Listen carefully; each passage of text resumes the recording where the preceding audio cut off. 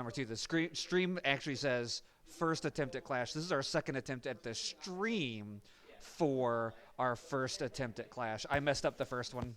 Yeah, we're excited to be able to do this and see how this goes. We've not done a clash before, so we are kind of unfamiliar with all of this. And right now, the team is back behind us doing some real quick scouting. They only get 7 minutes to scout before they have to start doing the picks and bans. So just to let everybody know what Clash is, it's actually a tournament within the League client. It is open to everybody in your region. So our region would be North America. And it is set up by tiers based on your ranked level. So players do have to have completed their ranked placements. We have 5 players that are going to be competing today, which we have 5 players on our roster that have completed their ranked placements. One of the really cool things about it too is this is anybody in those rankings. So normally when we play our MOSEF games, we are playing other high schoolers that are from here in Missouri, and those can be any levels. Some of them are unranked, some are higher level, some are lower. It's really going to depend. However, for this, we have this is competing against anybody in North America who wants to compete on this. But we do have closer rankings than we may have in some of our most events. Yeah, every we're in tier 4, so all of the players will be, or all of the teams will be an average of iron, silver, or bronze. Just to let everybody know, they players have queued up. Actually, they're in what's called a scouting phase right now, so they've been assigned an opponent, and they are scouting them right now. So let's see if I can share this actually. So I think I can. Uh, so yeah, you can kind of see that we got our 5 players here that are ready, and they are scouting for Clash. So that's what they're doing right now. And they'll go into that. Because this is a Riot tournament, we can't actually show the draft or bans. We'll have to wait until the actual match starts, and then we'll jump into that. Again, just like normal with a 3-minute spectator delay, but it should go very, very quickly once we get to that point. But as Elizabeth said, this is not necessarily high school students, but people from all different ages and categories, but they will be on a similar skill level. There are Tier 3, Tier 2, and Tier 1 tournaments, but just based on where our players ranked when they finished their rank placements, they were all assigned into a Tier 4 team. We can't see it right now, but they've formed a team. Talk about different people. We actually didn't know if our jungler was going to be able to make it today, so I was possibly going to serve as an alternate, and again, that would have worked because it's not. Yeah, because it's not relegated to just high school students. However, it was quite funny that he was playing some games this afternoon, trying to check and see and make sure he would be ready in some way, shape, or form to play the position if needed. Yeah, I was actually cramming hard to play jungle. Jungle's probably my 4th worst role. And so I was cramming a whole bunch of games in, and also at the same time hoping that fake Red Wolf would show up so that I wouldn't have to, and he did. So we are good. This is an 8-team tournament. So the way it works is the 4 teams that win will be placed in a winner's bracket. The 4 teams that lose will be placed in a loser's bracket.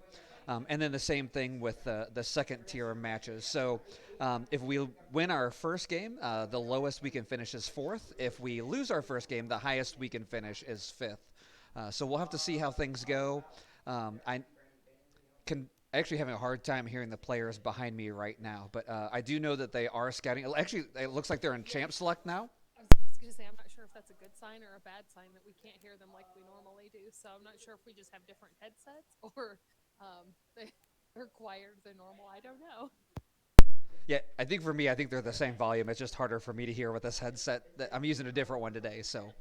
But yeah, they are going to Champ Select, so shortly after Champ Select, we should actually be able to jump into the spectating of the game. I will say, just so everybody's aware, this is our first time doing Clash, so with all high school esports, there's a scholastic aspect to that. And so we're trying to compete at a level, high level, but we're also trying to learn. So we don't have a whole lot of expectations this weekend other than to do our best and then also to learn how Clash works so that we can make adjustments for next time.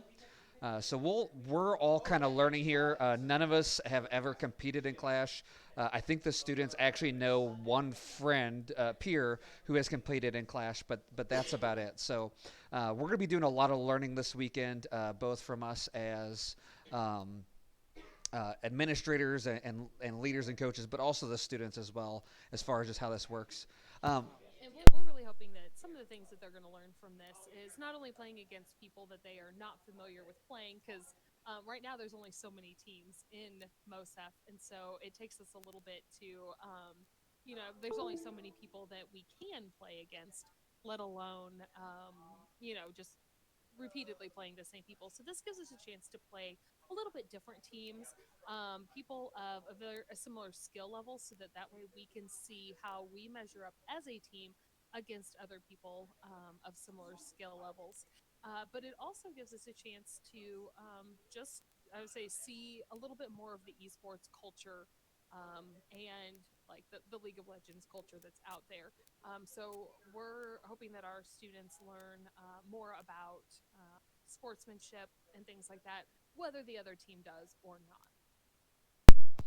Yeah, I went over there just to remind them actually about the sportsmanship aspect of that. That even though this is not a MOSEF or like a high school event, that we still expect them to compete like student athletes and good sports. They are in the draft ban phase. It looked like they were actually kind of getting close to that. I did see that I think we have a Seraphine locked in. Not sure about anything else, but I did see that one at least. So I am wondering if they're going to go with a lot of their typical compositions, or I know they've been working on some different ones in some outside practice and stuff. So I am excited and interested to see what they end up with. yeah, if people have actually not been paying attention, or if people aren't really talking to the students, people may not be aware. Since the last time we had a tournament, we've actually swapped up our roster a little bit.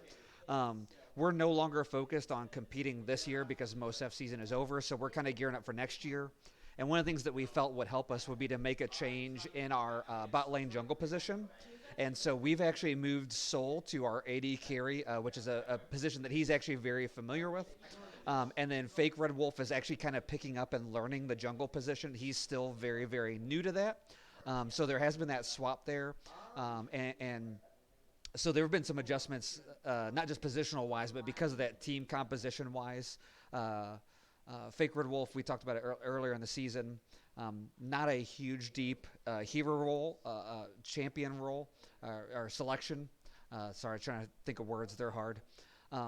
But even in jungle, even a little bit less. I know, trying to be careful in case anybody is stream sniping. We are live right now, but I know he has. Yeah, that's it. Yep. Sorry, Elizabeth was asking me a question. But Yeah, sorry, I'm working on tweeting out the link to our Twitch page, and I suddenly couldn't remember what our Twitch account was. but we actually, I know he has a Warwick. I think he has Nunu and maybe Master Yi. So we'll see what he winds up on. Just like in our normal tournaments, again, we can't watch this. There is a draft ban phase. So teams are actually scouting in the tournament. So that's what that 7-minute scouting period is. And then they go straight from that into a draft ban phase. And so teams are able to see what champions are played by their opponents and then ban those if they feel that like that doesn't fit into their strategy very well. So Yeah, one of the things that's really helpful for teams is to not only look at the last few champions that a certain player has played, but to look at a little bit deeper, see what they've done over the last several months, because that can give them a better idea of the champions that are actually played, rather than the ones that they want you to think they've played last. Sometimes players will go in and play several games on champions who they have no intention of playing in order to try to throw off the people who are scouting them. yeah, so kind of interesting story is I don't know if everybody's aware. I have an alternate account. When I first started playing League of Legends, I played with a lot of the esports kids. And because I won all of these games because they carried me, my MMR, my ranking got really busted. And so I created another account where it was actually like my actual skill level.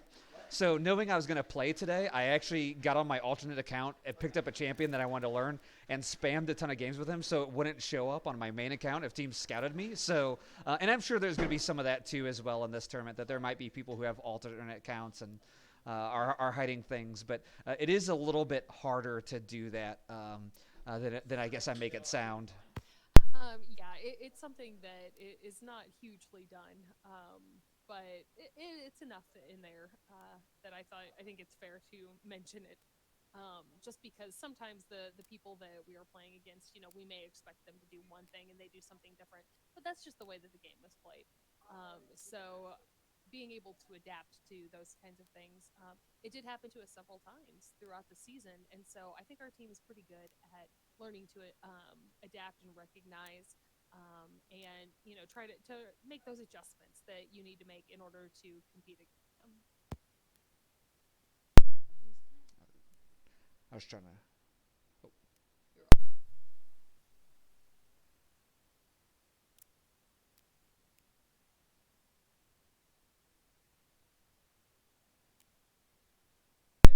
Sorry, we're laughing. I'm trying to as we're broadcasting. I'm trying. Oh, we're in game, so I can go ahead and spectate. Again, there's probably going to be a 3 minute delay. Um, Yep. okay, spectator. So we can actually see the champs that they've locked in at least. And it does look like we have only a 1 minute delay now. Yeah, so they've probably been in the game for 2 minutes. Um, so just real fast, because we don't have a ton of time, going over composition real fast. We've got Lego Master on Seraphine, Soul on Kaisa, Fake Red Wolf on um, Warwick. I forgot who that was for a second. Eyes on Cassidy, which we saw that in one of our tournaments, and then Kellan on Malphite. So fairly familiar. On the other side, we've got looks like Is that Bard? yeah, Bard. I would imagine support. Garen top. I'm guessing on these Ari mid, Volibear jungle, and Ash AD carry. That Those are all some fairly typical, I would say, champions. So those don't seem to be anything too incredibly specialized or highly meta.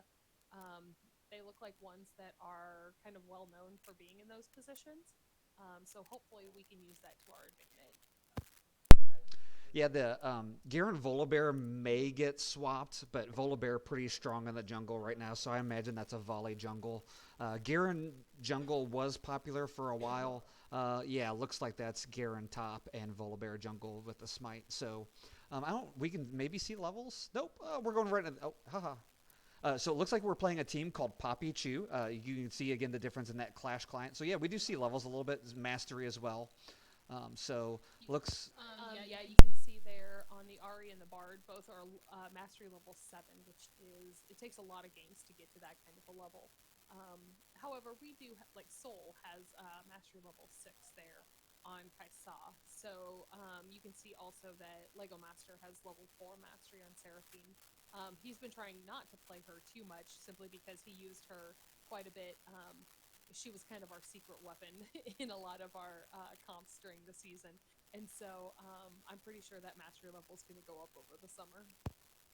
yeah, and talk about that master level. We know that with the Seraphine, like there's scrims that aren't showing up there, custom games. So there's more experience necessarily than is shown always by mastery. Yeah, anytime you do a custom game, that mastery does not show up on there. And so any chance that they have to play a custom game, they like to do that a lot simply because it does kind of hide your actual true skill level.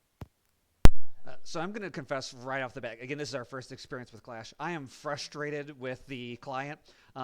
If you look at the champions there and the scoreboard, they are not listed in order. So the Seraphine and the Bard are across from each other, but everybody else is kind of mixed up. So it's going to be a little bit harder to see CS differences and things like that than would normally be in a normal game. But Yeah, we're going to have to work on mixing and matching and figuring out who's connected with who.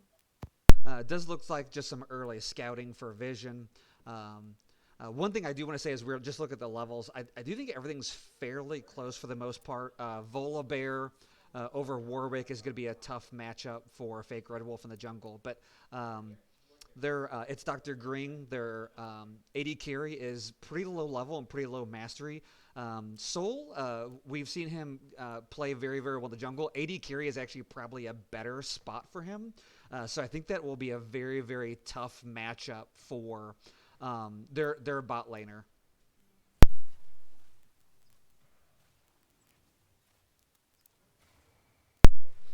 So again, just watching camps. Oh, Liz, you're really quiet. Oh goodness, I should be able to fix that. Thank you Yeah. so much for pointing that out to me. W- we, we are trying to juggle getting things out on social media, figuring out how Clash works, and all the normal broadcasting stuff. So we may be a little bit behind responding to comments, but we're trying. Yeah, I'm totally working on stuff here on Twitter and Facebook. I actually didn't see that right at first, so I appreciate y'all's patience with it. It does look like nothing super crazy going on so far, just teams farming against each other. Uh, things pretty fairly even, actually, at this point. Uh, does look like bot lane has a fairly sizable CS lead already. I'm not sure. Trying to watch Ash here. Not sure if she's struggling to last hit or if Soul's just doing a good job of pushing her off minions. But that's the one area where I'm noticing a difference. All right, well, I've adjusted a few things, so hopefully I'm a little bit louder. This mic is quite a ways away from my head, so I'm going to try to turn it a little bit closer to my mouth whenever I'm talking, and hopefully that helps. So we actually didn't think that we would be able to broadcast the game today. We actually thought we'd have to show it from a player perspective, and then David was informing us, or Eyes was informing us that we would be able to do that, and so we were kind of unprepared. We don't have our normal headsets for that, so um, it is we're both having to mute, which normally only one of us has to. So we're playing around with all sorts of stuff. So yeah, definitely let us know if there's something wrong with the broadcast, and we'll work on doing our best to get it fixed. Does it look like early gank here? Kel Ann did get level 4 first. Volibear coming up there to try and space her off that, but she survives that just fine. Uh, Looks like top lane actually going fairly well. A little bit of a CS difference, but Kellan's still picking up actually better experience. So still no first blood, but bot lane pretty well in Plato's control. They've got that wave of minions right where they want it. Ari and Caston at this point kind of just look like they're farming out. That's a tough matchup for both of those. I would say it does look like we're going to be spending quite a bit of time here watching Lego Master and Soul, but also Kellyanne for this first little part. That tends to be where most of the action is for the beginning. Um, and so I would say we're probably going to be skipping back and forth between there.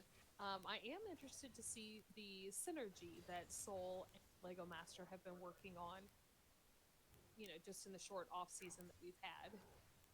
They have been, really trying to play together so that way they can get used to it and things like that. So, oh, good. It looks like Kellyanne got another level here. So I think they're going to be spending a lot of time poking back and forth. However, it does look like Kellyanne has been able to clear out those minions a little bit faster, which can really help. Just here. Oh, it looks like we've got 3-on-2 here. Um, say from the other team. I think Lego Master and Soul are going to get out of there though, just in time. You got to watch out for those jungle ganks that can happen quite a bit, especially when you're there in that bot lane. It can really turn the tide.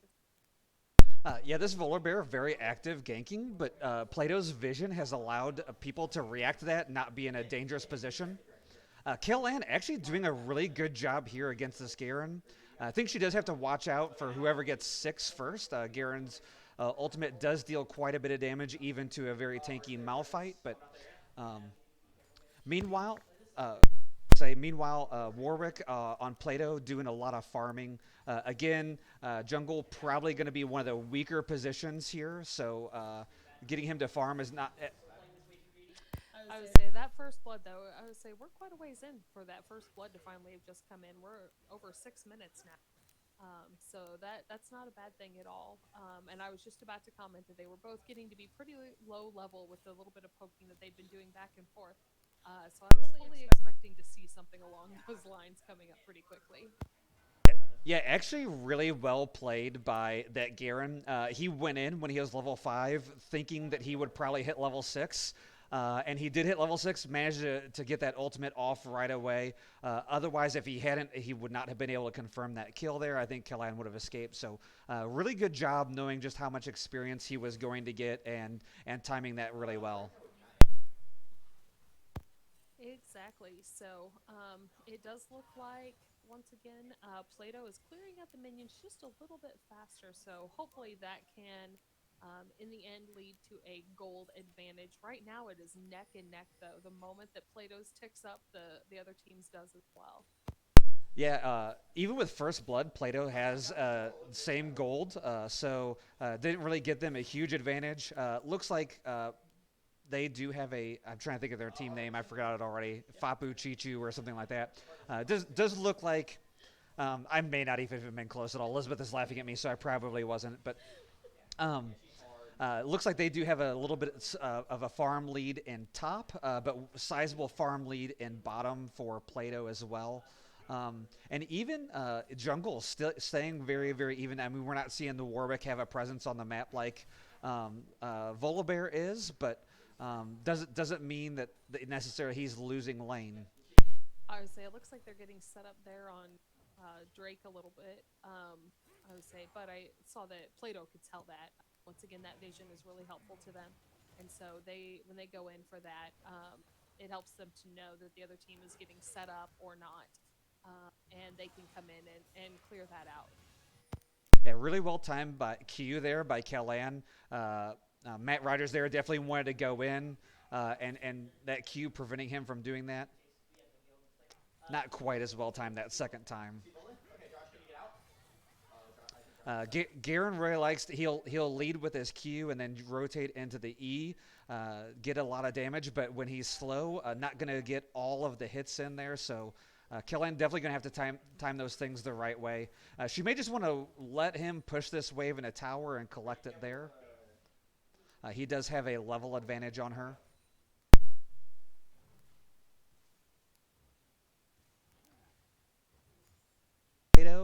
Actually posturing. I'm not sure why the spectator. Oh, there we go. I was wondering why I wasn't going down there. I'm like, everybody is gathering for like a team fight, and you're still Yeah. messing with top lane. Yeah. Red Wolf does go down. Looks like Plato's going to have to back off and give that first dragon.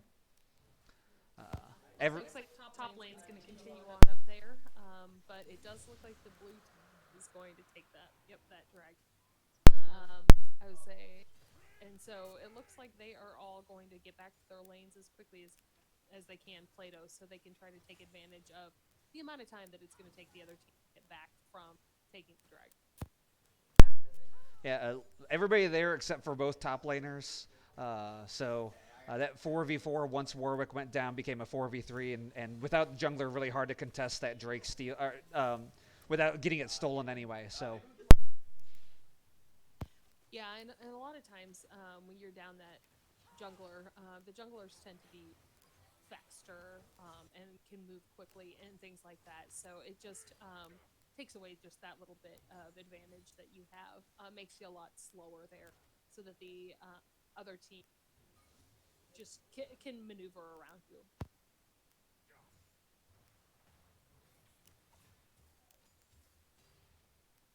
I will say Plato running kind of a typical scaling comp, and we've been doing a lot of this in scrims and practices. One thing just to really pay attention to that Plato's really been struggling with in our scrims and practices is we tend to fall far, far behind in an early game to a point where even when we get to scaling, we can't come back.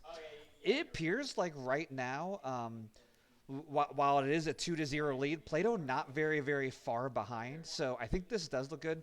Matt Rogers trying to jump there, waiting to bait her out. Killan. Was playing under tower there, so all she had to do was just step back a little bit and let him get. Oh, there you go. Let him get under tower and let him get clear out those minions so that he could buy that. Yeah, I say Kaylan very at this point is still tanky enough that she can easily escape back to tower where she's safe. It does look like Lego Masters getting some rooting going on, and Oh, will do some damage. Oh, I think Warwick in a bad position here. He might be able to get out, but both Volabear and Ari's coming over. She'll be able to get the charm off. Yeah, he is. yeah, with three, they're just gonna have to let him go down, get move on to the other one. However, with these two going in the jungle and kind of away from their own little area, it does give those lanes time to work on catching up a little bit with the mid. Yeah, Warwick's speedy, but that Ari charm once Ari came up there, he was not didn't really have any way to dodge that. So Yeah, exactly. Using those abilities is what uh, I would say can really affect that. It's a new position, so it's going to take them a little bit to figure out how to, work around those situations and how to best, counter that. yeah, I think in typical games in the season with Mosef, we were focused on very much playing around jungle, playing around mid lane. Now with the new setup, we're going to be playing around bot lane, going to be playing around mid still. So losing jungle, I don't think is going to be that unexpected. Eyes up here, trying to provide some. Well, looks like a lot of Play-Doh is here. So Seraphine. It looks like the other team doesn't want that fight there, so they kind of spread out quickly in a bunch of different directions and heading to their home base after that. So that can definitely be a good thing for our jungle to get that cleared out. Yeah, so one of the things that's actually really nice about this is it actually gets Soul in bot lane all by himself. We're confident that he can do that and survive with his skill level. And then in addition to being able to survive and Lego Master being able to roam and provide help everywhere else, also allows Soul to get solo XP, so he catches up a little bit. See that he's got a level lead on the support there. Looks like he's got a level lead on the AD carry as well. So that roaming actually helps out our AD carry as well. Yeah, I would say that can be a very handy thing when they can hold that down in the bot lane. It's not always an easy thing to do, but when their is wandering a little bit, that gives us that opportunity a little bit more. Once again, we're focused up here on this top lane, and there's a whole bunch of people all together down in the bottom jungle. Yeah, we actually don't need to see Garen clearing a ward. That's not important. Sometimes big play doesn't always know exactly what we want to be looking at. Does look like both teams are posturing around Dragon, which is spawning in 6 seconds. I do want to point out this Ari in mid lane, Xenon777, doing a really good job, not just playing around the Kassadin, but also clearing vision. Looks like actually blue team trying to drop Rift Herald and to.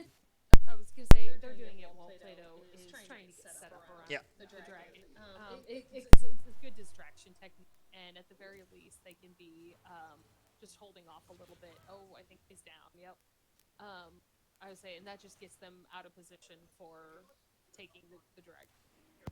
Yeah, really good use actually of Bard ultimate there when Soul wanted to escape, just stalling him long enough for Bard and Ashe to catch up to put him in a position where he can't even really flash out of there. So good job holding off actually on the flash.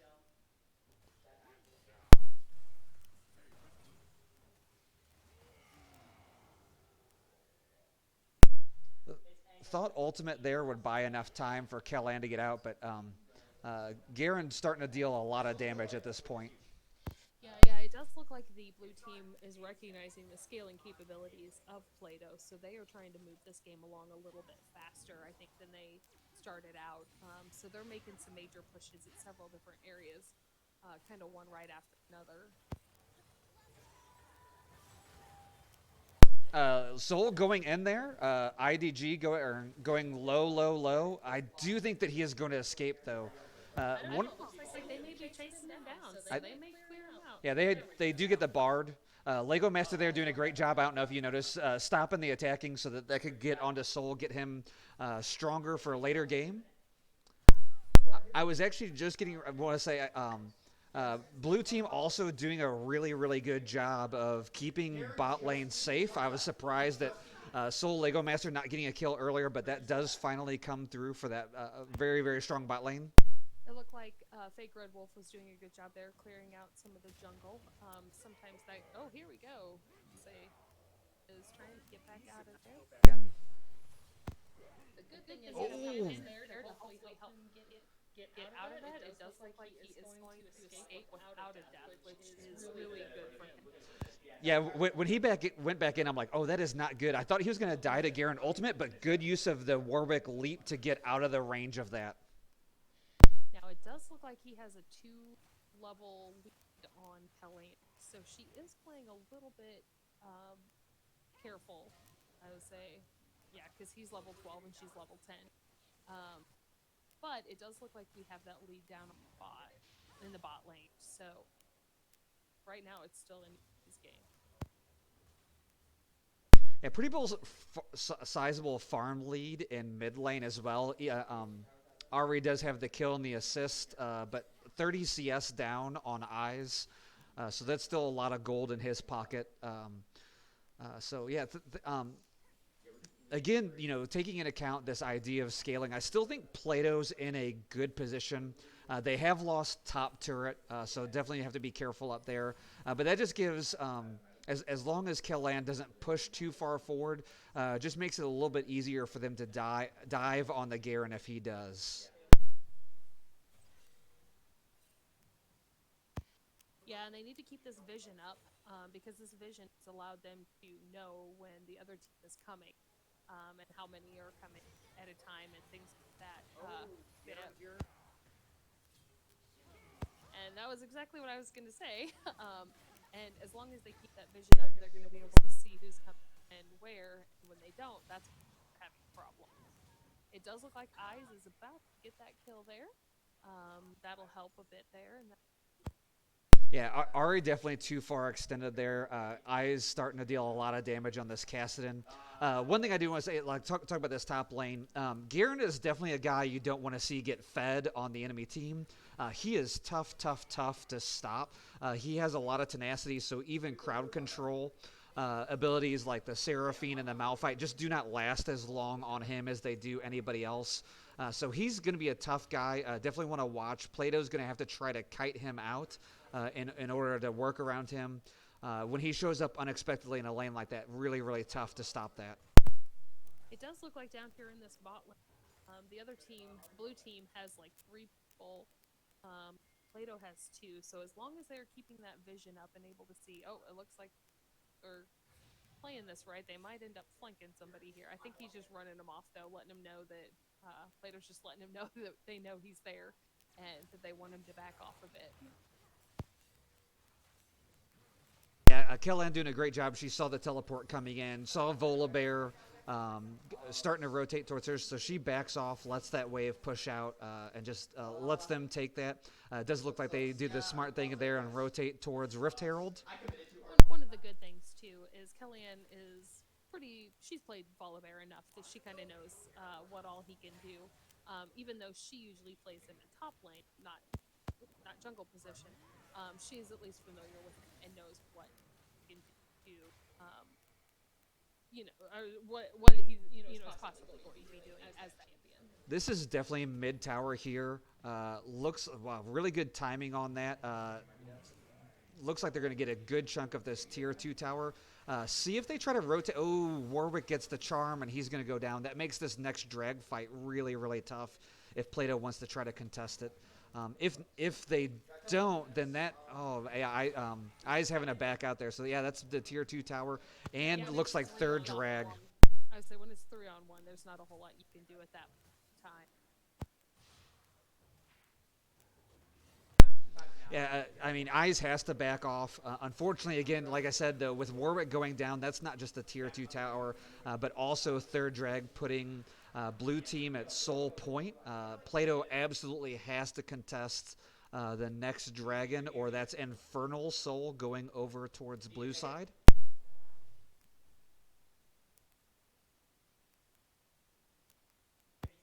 With a little bit of a delay, we can hear what's going on in the background. So I always try to watch and see, what's going on in the 3 minutes later. Yeah, this interesting build on Karen here. Not going Trinity Force. He does have the Stride Breaker, which gives him even more movement speed. And now Dead Man's Plate. So this is going to be a very, very fast Garen. Yeah, and that's not very typical. Which has got to be a little bit frustrating, especially since Kaylan has really been getting those levels up, and she was actually getting close to that level there. Yeah. Now, what's really interesting is Malphite Q actually steals percentage movement speed. So he does get the Q and the E off while she's silenced, but then Kellan immediately turns around and Qs, and then she steals all of that speed that Garen has built up.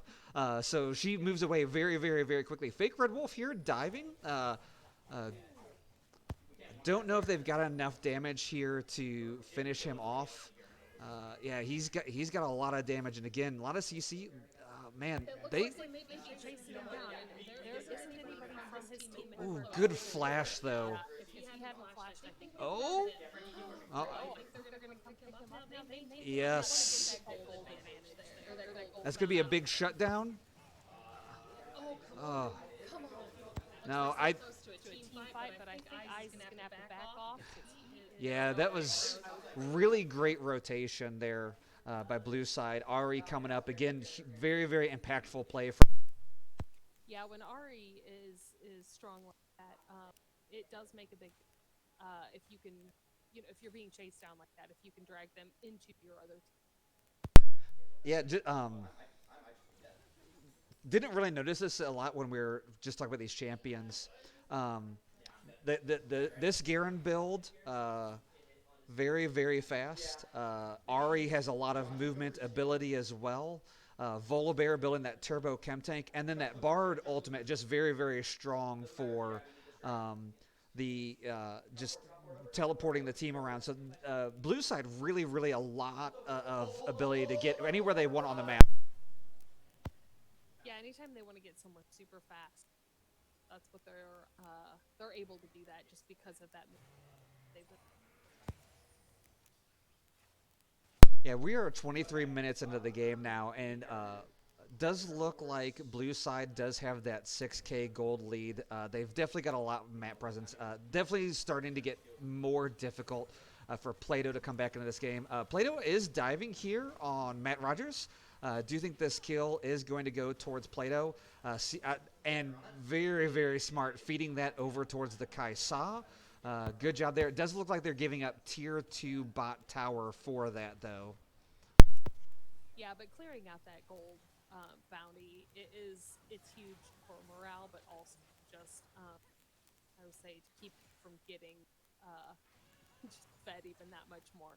And it puts them out of the game for a little bit because at this point, cooldown has gotten pretty extensive, so it can be really helpful. Wow, incredible Bard ultimate there. Seraphine ultimate just barely catching out the Ari, but Bard ultimate really preventing Plato from following up on that. Really, really well played by Canadian Blizzard. Blizzard? I think it's supposed to be Blizzard. Yeah, I think it's probably Blizzard. Who knows? Unlike in Mosef, I can't message the other coach and be like, hey, how do you pronounce this guy's names? Yeah, that does make it a little bit harder on this one. We just have to take a guess. So if we mispronounce your name, we're so sorry. I don't think they're watching stream, so we're probably okay. I know.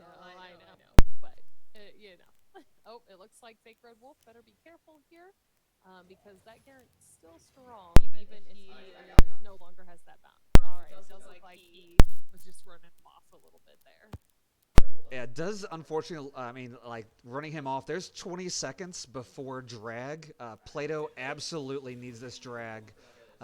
Kel-Ann definitely, she does have to burn ult to get out.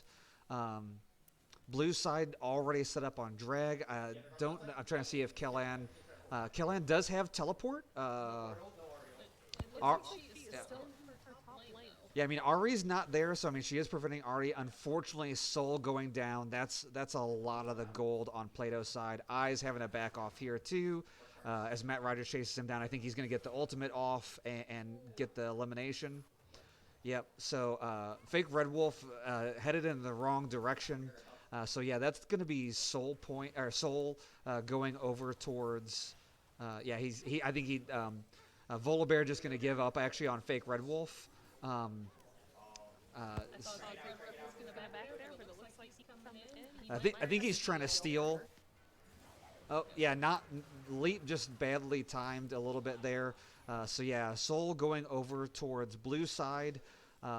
That's uh, both the team fight, which I think that was actually everybody except for Lego Master going down on red side. It looks like they're actually going to go up. They know that the Malphite and Red Wolf are still down, so they're going to rotate onto Baron. So this is probably definitely game for Plato. They might be able. I don't think they're going to be able to steal. Might be able to blunt this Baron push a little bit, but still, things definitely spinning out of control for them. Yeah, unfortunately, few of those untimely deaths there that can really just quickly, as you spiral out of control there. So, um, having seen this Garen, the build that he has, which is different than what they're used to, they can very definitely. Oh, I was say, I keep getting distracted. Sorry. But seeing the different builds that maybe they haven't played against in Mosaf in different comps and things like that, it's definitely a learn.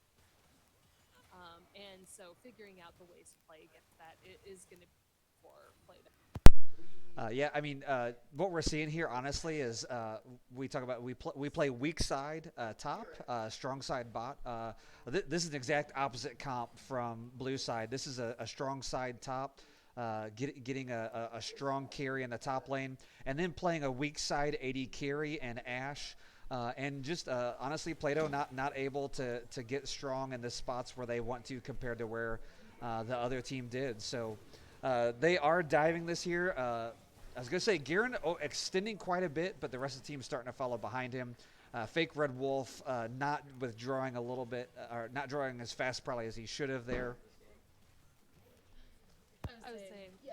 Once again, Plato's looking at this as a learning experience, just being able to play something different than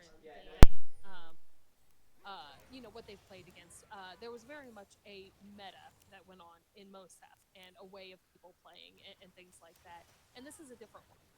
So it's going to take a little bit of adjusting and adapting and figuring out how to play against this kind of things and what things they need to do in order.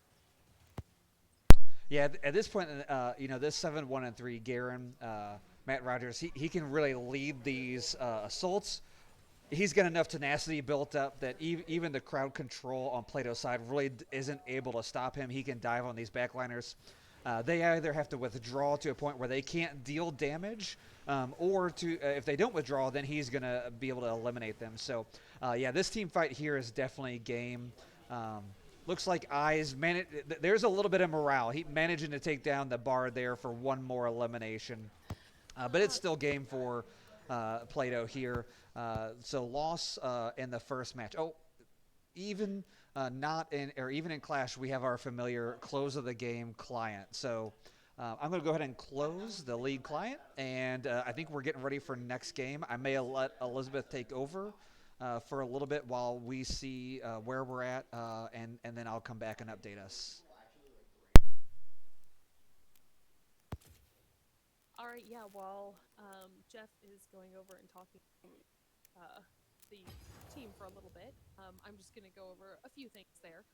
Once again, we had several people in some new positions that they are not used to playing, at least not competitively, and so it's going to take a little bit for them to get used to this kind of things. But it gives us a little bit more flexibility in the future, because we do know that two of our players, two of our starters, are going to be seniors this year, and so we know we need to make a few adaptations to our composition so that way they can play I would say, to the best of their abilities, but they can also be a little bit flexible depending on what is needed.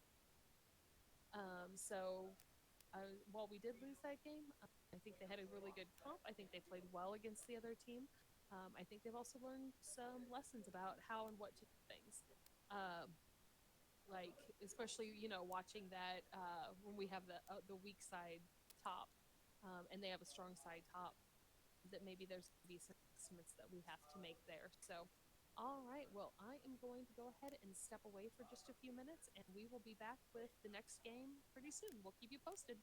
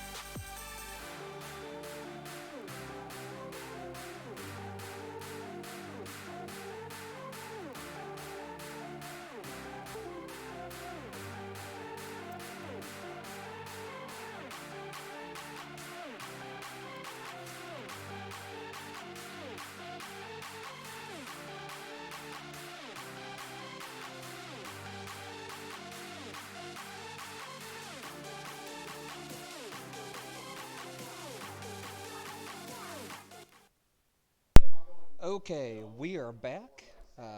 Players are actually scouting. I was just over there just a little bit ago. They've got about 3 minutes left on the scouting phase. In about 3 minutes, they'll be done with scouting. They should go into match select, champion select, and then again into the game. Um, Jeff made a mistake and brought the cookies over here in front of me, so he's going to be doing a lot of talking for a while here. Yeah, there's zero mistake at all. I actually told all of the students, like, hey, if you need a cookie, it's over here by me because I'm going to eat cookies while I'm spectating this. So we did lose our first match. Again, if you think about 8 teams, the way this works is an 8-team bracket. The 4 teams that won are moving on to the right side of the bracket. The 4 teams that lost are moving to the left side. So we are playing a team that lost the first round. Um, Actually, really interesting. So you give your team a tag. So our team is actually Plato, and then their tag is PHS. The team we played the first round is a Chew, and the team we're playing in the second round is also a Chew tag. I so if we have the tag of PHS, does that mean some of our players are PHS X? Yeah. And then Yes. their gamer tag.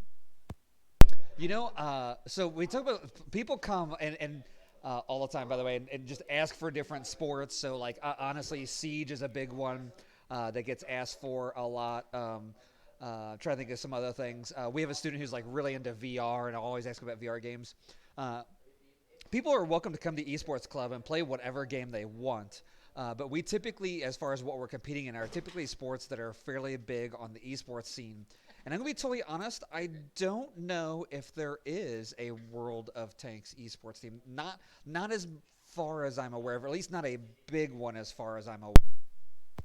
Yeah, that's something that actually that we're a part of MOSEF, the Missouri Scholastic Esports Federation, and we evaluate every year what games we think are going to be kind of the up and coming big games, and the games like that that are kind of the popular ones, the ones that we want to be able to compete in.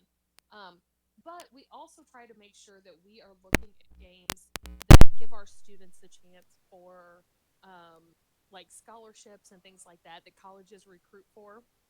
So, while we would love to be able to do World of Tanks and hundreds of other games, we do have to keep it fairly limited. First of all, Jeff and I only have so much time to coach teams.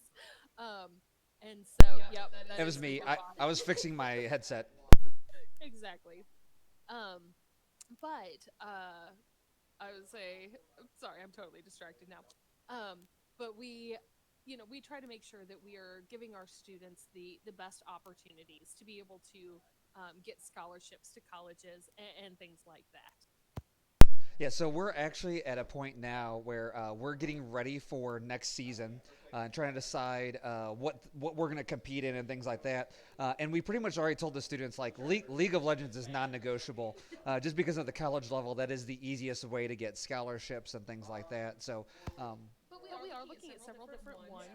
And actually, what we've been doing is we have been doing open arenas in our arena here at the school and inviting any of the students that want to come in and play them.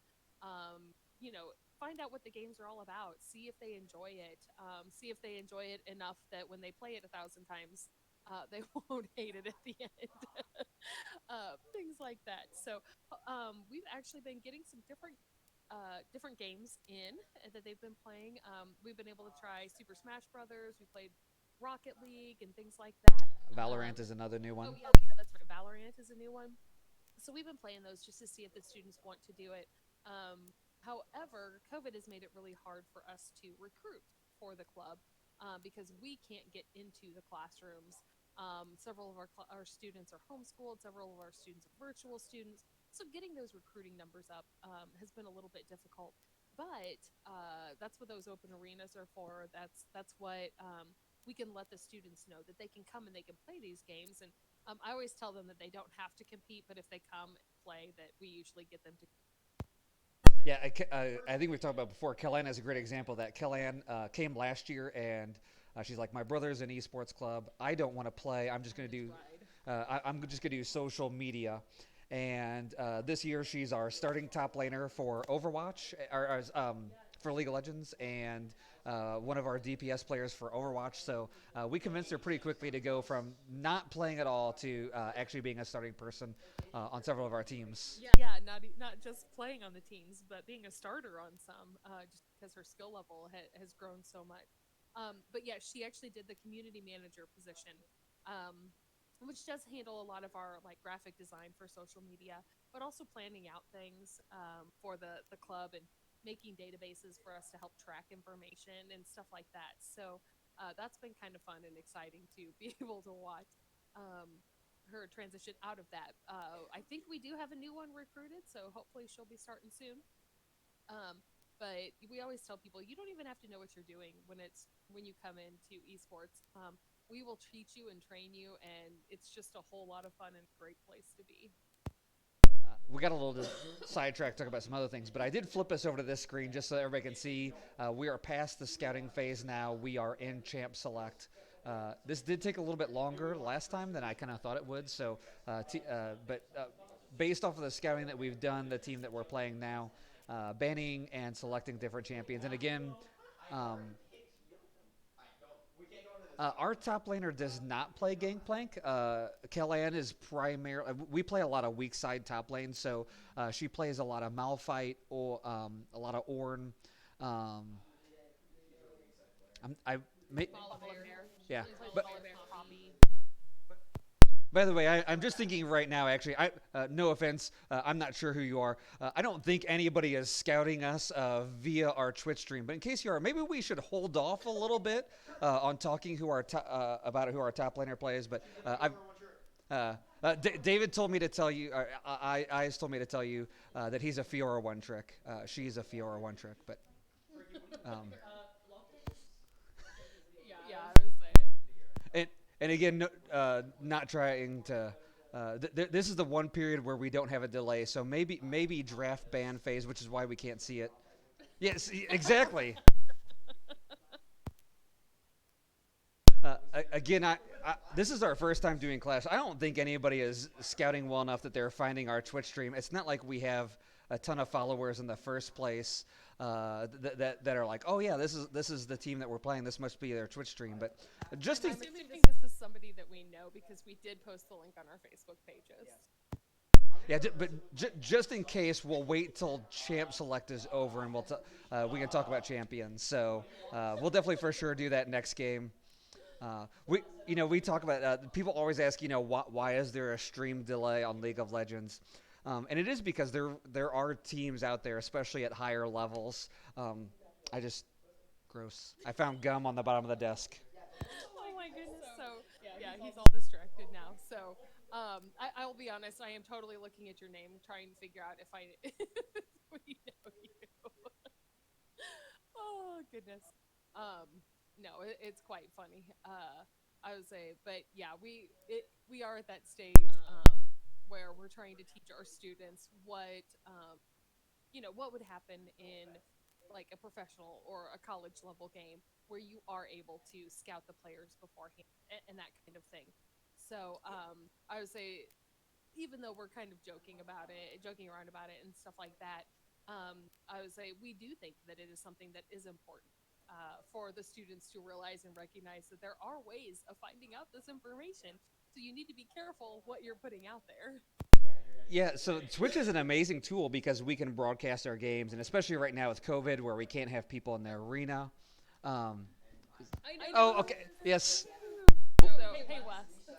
Uh, um, I but won't give any more info than that, but I would say that's hilarious. I'm so glad though that you're able to watch our team and see how far we've come in what the not quite 2 years we've been playing, less than 2 years we've been playing this.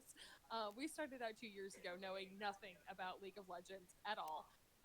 And so the team has grown. We have grown a lot in our knowledge of it. So it's always fun to talk with somebody. Okay, yeah, I would say we actually have a few people who have been picking it up. We've played against a lot of Gangplanks past semester through Mosef, and so frankly, most of our team kind of hates Gangplank right now. Not because they actually hate the champion, but because they've hated playing against him in the past. So many things to say right now, but we are going into games, so we've got our spectator delay. We can see the rosters for both sides. So just some changes. We are seeing Kellan again on the Malphite, Red Wolf on Warwick, Lego Master on Alistair, and I just want to say we've not thrown out the Alistair yet in Mosef because it didn't fit Red Wolf's champ pool as well, but it does Souls. Alistair, very, very, very strong support champion right now. Soul on a Callista, which is a champion that I don't think we've seen at all, but is a champion that Soul plays. Really, really engage heavy champion, so it'll be interesting to watch that. And then eyes on the Yone, which we've seen before. Going over to the other side, we are seeing another Garen. We were aware of that, by the way, in scouting. Udyr, which is another strong jump. Another Garen.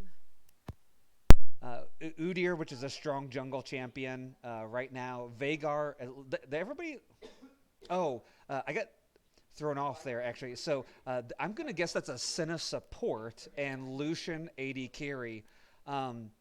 Although it could be Lucian mid, Senna AD carry, and Vhagar support. So we'll have to see. Um, I but I don't think so. Senna not super strong in the AD carry or in the support position right now. Neither is Lucian in the AD carry position. So it'll be interesting to see. But yeah, so that's kind of what we have going on right now. I'm trying to just think of this as like team composition wise. Definitely a lot of movement speed still from the blue side. They've got the Garen and the Udyr, which are fast champions. Lucian has a lot of dashes, so maybe similar composition as far as gameplay wise, heavy engage. But Plato has a lot of engage to answer that this time, especially with the Alistair. So interesting to see. Yeah, I'm excited to see the Alistair play because it's been a little while since we've really seen them play and the Alistair because it didn't fit at all in the Mosef metas that they had going on and things like that. So I'm really excited to see them get to play. It's always been a pretty effective champion for us. Just trying to look here. It's still really hard to see just from these runes where different champions are at. Um, I'm so I actually remember from scouting. Actually, their mid laner loves to play Yordles, so I'm definitely guessing that's a mid lane Vhagar, and then so again probably the Lucian and bot and Senna as the support there. Looks like we are jumping in a game. Real fast, just kind of this early game is a little slow. I do want to talk about that, going back to that Twitch stream again. Twitch is an amazing tool that allows us to get our games out to people who can't watch, especially again with COVID, when we can't have people in the arenas. But we did use Twitch to scout our opponents in Mosef. Knowing who our opponents were, we found Twitch streams, used that to scout them. So it is a bit of a double-edged sword that it's great to be able to allow people to see your games when they normally won't be able to, but it allows anybody to see your games. Oh, thank you. I'm going to pull up scoreboard and timers. Yep, I was asking them to get those pulled up and things like that, so that way we can just see that information. It just is helpful to see who's building what and when. So right now they're just getting everything set up. They're getting some wards placed. This is always an important time for that vision, getting that set up and stuff like that. It's also a good time to kind of posture a little bit. Let the other team. They know Lucian's there now. That is a spectral sickle on Senna, so she is Senna support. Based off of positioning, it definitely seems like that's a Vhagar mid and Alistair or Lucian bot. So we looks like our scouting was correct on that. Again, it'll be interesting to see. Senna not bad in support role because she can get her souls stacked better by not farming. But she just doesn't have a lot of the CC that you really want from that position. And Lucian really considered a difficult AD carry matchup just because of his short range. He does have a lot of engage, but not much range there. So interesting to see how this goes. They definitely have some strong engage, but not quite as much damage. and they'll definitely have to go in real deep to get that damage in there. Alistair diving in already. Uh, just talk about Alistair a little bit. That's a champion that is very strong in the meta right now. Lego Master had played him a lot last year, has picked him up again recently, and it is a champion that he has had a lot of fun with just because of how strong he is right now. Yeah, and after playing the same, you champions over and over during kind of the time that we played with most F teams, like in the invitational thing, it was kind of fun for them to break out of that norm and be able to just step into some different champions or try some different builds and things like that. So it does look like Killian is up here, and I can't see that guy's name. Snuckerel. Snurkle. Snurkle? Snuckerel is the name Snuckerel. of the character. Yeah.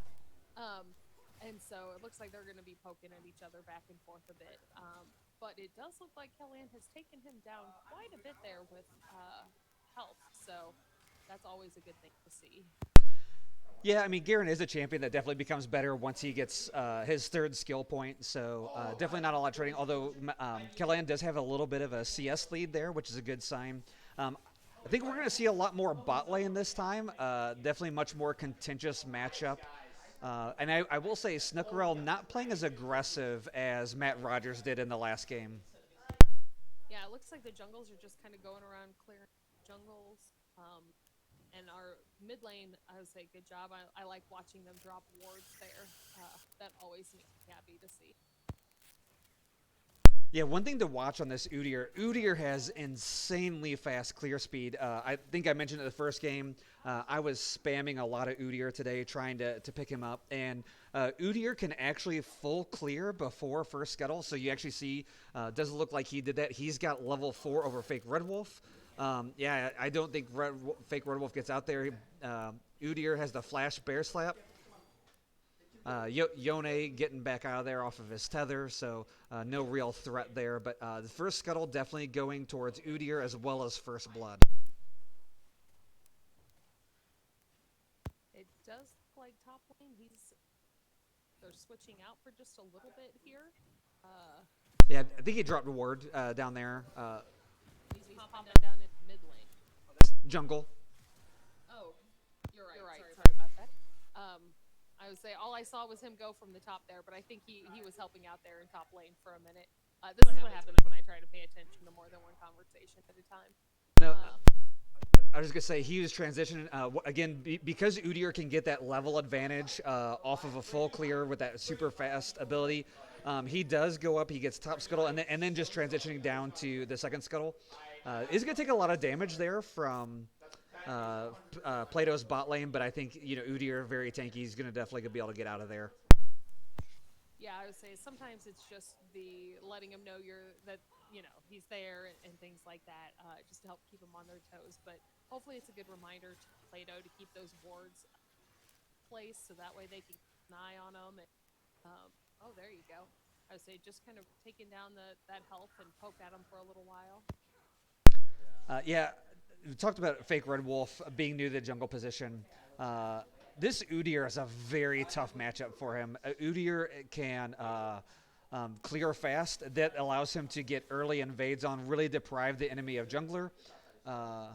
Eyes doesn't have tether there, so he can't really go in on I'm a Pain 1, although he's sticking around. So definitely seeing a lot more trading and contentiousness. There's that kill. Again, Yone being able to use that tether to dive really enables him to get those kills on low health opponents if they stick around in lane. So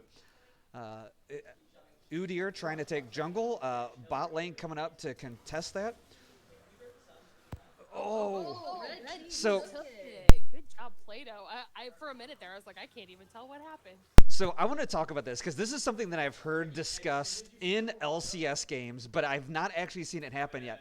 Alistair has ability, his Q that knocks opponents back. So enemy jungler there trying to claim that dragon with his smite. Alistair just Qs him out of range so that he can't do that. That allows Yone to come in, finish off the dragon. Really well played there by Plato. Teamwork and just knowing how abilities work. If you're wondering about the pause there, I was totally taking selfies use at a later time. So Jeff paused for a moment to look at me and smile. Um, but we'll get back to the game now. So off the tail end of that play, Red Wolf actually also picks up elimination as well, so helps to keep him strong again when, especially in a game where he's going to struggle matching the farming ability of Udyr.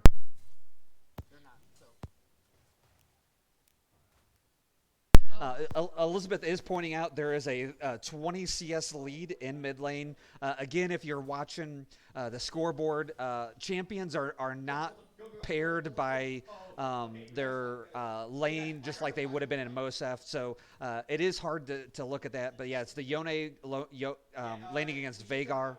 That is one thing that we do require in MOSEF is that everybody logs in by position, so that way the positions. Real fast, I'm a pain here, rotating up. A lot of damage. Udyr here as well. Kellan did burn the flash. I don't know if she has. I was gonna say I don't know if she had ultimate. Either way, she gets silenced by Garen, so wasn't able to get out anyway. 3-man dive though.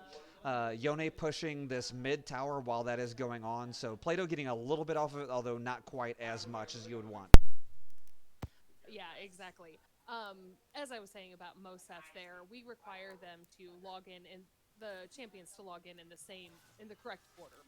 We have a certain order that they log in, so that way it is a side-by-side comparison. Every time I go to talk, they do stuff exciting. Sorry about that, guys. I was gonna say, Alistair there not able to get the Q off, trying to knock Senna back into lane, but not able to get that off in time. So still, again, just like we talked about, based off these two compositions, a lot of engage on both teams. So we're gonna see a lot more scrappiness than we saw in the first match. Definitely not the fighting it out. Again, Eyes using the tether and ultimate there to pick up another kill on I'm a Pain there in mid lane. I would say exactly, and it does look like we have a little bit of level advantage down here.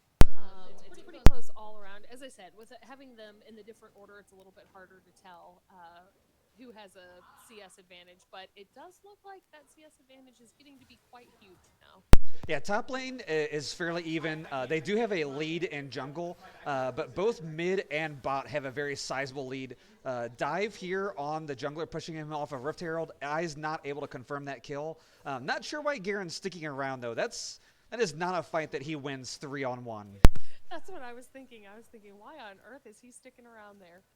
It does look like bot lane, they're still going down here, kind of keeping that distracted. Yeah, blue side really trying to fight that out. Plato had already taken Rift Herald, so I mean, Plato doesn't really go in like they could have, but and it could have been turned. So both teams playing, or Plato playing a little conservative. They are going to get some plates off of this nice use of the Herald. I would say, yeah, exactly. I was just going to point out there about the Rift Herald and the use of that. It looks like Snuckerl's going around clearing out some of those wards, so Plato's going to have to go back through and place a lot of those again. I think Udyr a little bit in trouble. Fake Red Wolf didn't quite follow up as fast as I thought he would. It looks like they're going to dive actually on I'm a Pain. I think they may go after both of them there in that mid lane, if they can get that far enough push forward. Yeah, Fake Red Wolf falling a little bit behind the jungle, but Udyr having to match that, but it allows him to help push this mid wave in. We talked about it last game. Plato's struggles in the early game, but really, really winning the early game here, plates on towers, so that's definitely going to be very, very helpful. Actually, just noticed 2K gold lead at 10 minutes. That's really good. Exactly. A 2-kill lead and the 2K, I would say gold lead is... it looks like they gave me... Maybe we're going to get a team fight here. Yeah, blue side trying to fight this, but I don't think they win it. Soul did take down one there. I would say I think blue side was realizing they didn't want it, was trying to back off, but it wasn't quite time enough for him. So we talked about it a little bit. Oh, man, fight after fight. Again, scrappy match. Ooh, good blast cone there for I'm a Pain to get out of there. Kalista not able to pull out her spears there and confirm that kill, but they are going to get Dragon off of it. I would would say it does look like they're making good use of that tether to really keep it not only cleared out up close, but quite a ways away. So I'm a pain had to back out there. It looks like several of the blue team has had to back out just to recharge health and things like that. But sometimes it's just easier to go back to your base to get back into position where you. Yeah, both teams kind of resetting there. Garen, the only one getting, I think he got a plate or two off of that. Eyes is winning this lane well enough now that he actually just tethers just so we can farm some plates there on that turret. I'm a pain really can't do anything about that, so I think mid lane at this point is lost without any help, which means Eyes can either rotate around or just continue to punish I'm a pain. Yeah, I would say it does look like there's a little bit of back and forth here. So it does look like this has been a very effective comp for Plato this game. So we saw the Garen that Matt Rogers last game really punish Kellan. But he played very, very aggressive. This Snookerel not playing as aggressive. CS lead is very, very similar. And you can see how even though Snookerel has the kill early game, Kellan really able to punish him just because of how tanky she is. She does have a level down here, so we'll see if Snookerel can do anything about it. But She's actually playing very well, staying back behind those minions, making sure she's close enough to tower to get away when he does come after her and things like that. So she's actually playing really wise against him. I almost feel bad for I'm a pain right there. yeah, I mean, like I said, mid lane is pretty well lost at this point. Definitely, he cannot go in unless he's got some help. Yoni is going to win all of these 1v1s. It does look like Kellyanne is working on. There you go. She's got that level match now. She's working on getting those minions just to get that CS up and to make sure that she is the same level. Alistair is coming in strong here. It looks like, oh, there we go. They took down Defro and I say Trippy's going down to. Oh, yeah, there you go. I thought for a minute that Trippy had gotten it, but he didn't. So, just to talk about how strong Alistair is right now. Center root lands. It takes a couple seconds for that to trigger. Lego Master knows that he's going to tower dive and get rooted, and he doesn't care. He just goes in anyway, manages to get all of that CC off, gets rooted, takes a bunch of tower shots, walks out, and he's okay. So that just shows how strong Alistair is right now. And one of the things, I don't know if you can see the words popping up there on screen, but Lego Master is pointing out when different objectives are going to be pulling up and going to be spawning. And so that's part of one of the jobs of the support is to keep an eye on those things and be ready. Now, it does look like they have burnt some of their ults, so right now they are a lot lower level, or a lot lower health, so they're just trying to get at it. Yeah, I was going to say, Blue side really doing a good job. They know that Alistair has burnt ult in that tower dive. Maybe a kill coming. Oh, no kill there going on to Kellam. But yeah, they know Alistair has burnt all of his protection tools, so they immediately turn around and dive. Alistair does get out, but they manage to get the kill there onto Callista. Yeah, and being able to follow up on that kind of thing can be super important. As you can see here, Kellyanne is hiding out under tower till she gets more of those minions back, and to help push those away a little bit. So she is going to be. Oh, I say it does look like Plato may be going after the Rift Herald now and going to kind of just let them do what they want with that tower. Yeah, I think the reason Kellyanne actually backing up there is not necessarily because she's scared of Garen, but I think she knew I'm a pain rotating up there. Doesn't want to get stuck under tower with that Vagar cage and then a lot of damage coming through. Oh, dive here. There we go. And that's what you can do with a good vision. It doesn't look like the blue team had any clue that they were there, and so they just walked right into that. And we've seen it before turned against us. What happens when you walk into an unwarded bush, and that's exactly what Plato knew they were coming their way. They knew there was no vision there, so they just waited for them to walk into that trap. I would say we do spend a lot of time yelling at our students to don't walk into a bush if you don't know what's in it.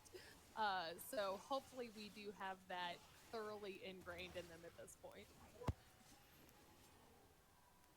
Yeah, so some of those lessons that you see Plato learning the hard way and Mosef starting to come through for them now. Again, we don't expect them to play perfectly, but we do like it when they learn from mistakes. So that's a really good example of them turning that around on the opposing team. Okay, so this is going to sound really funny because it seems like a little thing, but they took down that ward super fast because they took turns hitting it. One of the things that I always complain about is how fast other people take down the wards and how long it takes us to do it because you have to, there's like a cooldown in trying to hit something. And so when they were alternating hits as they were walking by, that's the way to do it. And they took down the ward super fast that way. So I do like to see that, and I'm glad to see them working through that. It does look like they are trying a 4-on-3 here. Um, Alistair ults to stay alive, but blue side definitely has advantage here as far as positioning. However, Plato doing a lot of oh yeah, Senna not going to get out there. yeah, definitely not going to happen there. You do have to be really careful when you're going in that you clear things out. Oh, two people who didn't know the other person was there. Yeah, I'm not sure why Fake Red Wolf's so deep into blue side jungle there. Uh, I think, oh my gosh, he may get out. Bear slap there. Uh, does ult. He's got Kellan here with him. Oh my goodness. Yes. Kellan turning that around with big ultimate. They're going to get this, not only the kill onto the Udyr, but also Garen as well. That's how you do it. When you are being chased, you chase them into your other players. That's yeah. I love seeing that. That happened to us the last time. We were chasing somebody and we chased right into another group of the other team. So it's awesome to see that turned around where we're being the ones who were dragging it into another player of ours. That's the only way that you can survive in that case. So it was really smart of Fake Red Wolf to head towards that lane because he knew that Kellyanne was there. Yeah, I want to point out Fake Red Wolf, again, not experienced in this jungle position. The farm lead is towards the Udyr, but I think that's expected. Still finding ways to get value across the map, even when it's not ganking, when it's baiting the enemy team into a lane where you are strong. So really, really well played by him there. It does look like both junglers, Plato and the blue team, are just clearing out the jungle here, getting those. I don't even remember what they call them now. Krugs. Oh, Krugs. Yeah, that was the Krug camp there. Yeah, Plato took um, Mountain Drag actually while that fight in the top lane was going on as well. So not a whole lot of objectives right now. Really hard to push towers, which is why I think Yone has moved up here to the top so he can push this top tower. Uh, Eyes is just on a roll this game. Um, 8-0-3, he is strong. We are seeing, again, the Alistair, everything coming through there. All of those damage abilities. Lucian, ult, Vagar Cage. Doesn't matter. Alistair going to tank it all because he is strong as well. Man, I'm really trying to find a way that blue side can really come back from this. But, man, I really feel like they are just losing everywhere. Even talk about jungle, that farm lead is going their way, but they've lost all the objectives. So, even jungle is winning for Plato when you talk about map control and jungle objectives. Really. Maybe I'm just thinking about trying to look at Senna's build. She does have the Kraken Slayer. Maybe she farms souls and gets to a point where she can start dealing a lot of damage. She is O2. It's hard for me. I don't know if I can click on her and see how many souls she has. We're never sure what abilities we have when it comes It's to not staying. So it doesn't look like I can see her souls there. Uh, so Uh, yeah, we'll go somewhere in just a second. That's gonna the director will take us there. But yeah, not sure how many souls she's at. Malphite definitely a little overpositioned. She uses ult to get out. Lucian looks like he has a stash, but I don't think he has ultimate yet, so he's not gonna pursue. Yeah. It does look like Lego Master is pinging Baron Nashor, so it looks like Plato is kind of rotating up in that direction. Yeah, Malphite in the bot, but she's got two people to match her, so most of blue side is there on the bot side. She doesn't even have to teleport. So much damage here on the top side for Plato, and not a whole lot that blue can do to contest that. So I think this Baron goes away uncontested. Not even sure, doesn't even look like they've got vision on it. So I'm not even sure. Garen's aware now what they're doing, but it is too late. He cannot walk in. Nobody else is there. Plato just going to burn this down. Yeah, I mean, Vagar's there, but if he walks in, he dies as well. Oh, Garen not even, he's sticking around too close. They're going to turn around and dive on him. I would say as soon as Plato took Baron there, they wanted to take him down as well, just to let him know that they could, and keep an eye on it. It does look like the blue team is doing a push here on the. Looks like they were trying to push the bot lane, but here comes Plato down onto them. So I think it's going to be a pretty rude awakening. They're going to be running out. Yep, they see him coming. Yeah, one of the things that we tell our players all the time is if you're not going to contest an objective, find somewhere on the map where you can do something. Garen there is sticking around. Again, he knows he can't go in, but he doesn't want to give it up, so he just sticks around there and sticks around so close that with, again, both these comps have crazy engage. Plato able to engage on him and get an elimination just because he's too close there.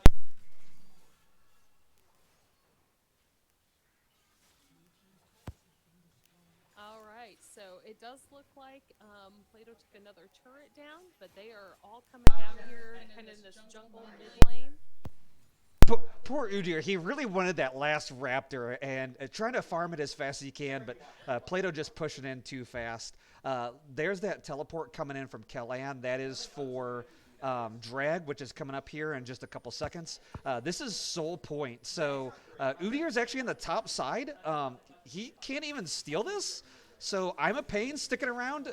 Again, if you're not going to contest an objective, don't stick around. Udyr's fast, but Alistair going to punt this front line away. I don't think he doesn't even get there in time. So that's Mountain Soul. That is tankiness on a team with a lot of tankiness and engage already. Oh, Lucian, what are you doing? I would say, at some times when you get to the point where you're behind and things like that, you are trying to force something to happen. And so a lot of times that's where those plays come from. That you're like, wait, why? What are you thinking? It's because they're thinking that they have to do something. And right now, Plato does have quite a bit going for them with having gotten that Mountain Drake and things like that. So it's just a panic move, and it happens a lot. You even see it in the pros. I do think Red Wolf going to go down here. Nope, Alistair punts him away. Red Wolf's fast enough that he's going to get out there. We talk about it all the time. When you're behind, you have to wait for the other team to make a mistake. And when the other team is not making mistakes, it can become very frustrating. So I know Lucian thinking there, hey, man, we need to get a tower at some point here in mid. That's just not the time to do it. So Kellan here is tanky. They are rotating on her, but I think she's aware. She does flash. I was going to say, she flashed out of there, and she's going to freeze a little bit, but it gets her far enough away from everybody else that, it wasn't a problem anymore. Yeah, Udyr has some stickiness, so he's going to bear slap her a couple times, but Malphite just tanky enough that she's fine. And while that's going on, that's three people on top, while Yone is just solo pushing bot here. Again, getting more turret damage, so... Yeah, it does look like Plato is just trying to clear out these last few turrets as quick as they can. That's going to just let them be able to back away easier when they actually go to move in on the... Yeah, I think Garen overextended there. Again, Alistair has this punt ability. Fake Red Wolf just doing a great job zoning everybody off. He stands there so that our damage dealers can farm those turrets. Man, again, so difficult for blue side to get back. Udyr trying to engage. Man, he can't even bear slap. Alistair just punts him away. Eyes, in the meanwhile, going in on the back line that is so squishy. Wow, really well played there by Play. They took him down, or he took him down in health and let the rest of them just finish it off real fast. So that was a good way just to clear them out of the way so they can get these, home turrets and then those inhibitors down as quickly as possible. Yeah, Udyr trying so hard to go in there on that front line, not knowing that Yone is on the flank. He goes in, finally gets that bear slap off. again on a target that is super tanky. And when that happens, there's no peel for the backline. Alistair just gonna tank these turret shots. By the way, he doesn't care at this point. You do whatever you want. I'm just gonna take it all. Yeah, so Yone goes in on that back line, just destroys the entire back line while Udyr, I mean, again, the CC comes through, but no damage follow-up because the Yone's busy killing everybody in the back. It does look like blue team's going to try to put up a little fight right here. Yeah, And so I would say, but it looks like there's not a whole lot they can do at this point, especially with Plato having taken down several of the turrets and inhibitors and things like that. So it looks like they're going to rotate around, maybe up top. Malphite's coming, drop down for a little bit, but is heading back up. yeah, they are pinging Baron, which respawns in less than a minute. They can, it looks like Malphite actually pushing top here just a little bit. So, yeah, I mean, I think Plato, again, I mean, they can farm blue side jungle. There's really not a lot that blue side can do to step up and even do that. So we're going to see this farm lead again extend way towards Plato again. I think Plato going to regroup by and maybe attempt a Baron here. We'll have to see. I think one thing that you can look here at Plato's the gold lead has really helped. They just have a lot more items that they have purchased than the other team has, than the blue team has. And so at this point, Plato is just trying to make sure that they have every bit of advantage that they can, so they can go in and do a last push on the. Yeah, I mean, Plato has 11k gold lead. They've got Mountain Soul. Udyr has items. He's trying to do stuff, but you know, I mean, again, you know, Eyes can just dive on him because he's so strong with that huge gold lead. Soul here, meanwhile, is, even as an 80 carry, has been solo farming Baron. Alistair just going to keep these two in mid occupied because he's that tanky, while everybody else takes Baron. I mean, not even Eyes there, you know, to deal damage, and it really doesn't matter. And you know, again, I feel bad at this point because again, you know, blue side really trying to do something, but you know, with the gold lead the way it is, they really can't. Yeah, you know, and so they're doing the best that they can in trying to protect the Nexus and just kind of bully what they can and stuff like that. But at this point, there's just not a whole lot that they can do because when they do that, the rest of the team just comes down that hard on them, kind of like that one. But Plato is just in here trying to clear everything as quickly as they can. One of the things that we work really hard on with Mosef is not padding your stats and things like that and just getting in and getting it done. By the way, I thought I had it so that Discord messages don't pop up, but again, we're on a 3-minute delay, so Red Wolf is spamming messages in chat celebrating after the game has been won. So, okay, so that is. We will play a team next that lost the first round but won second round.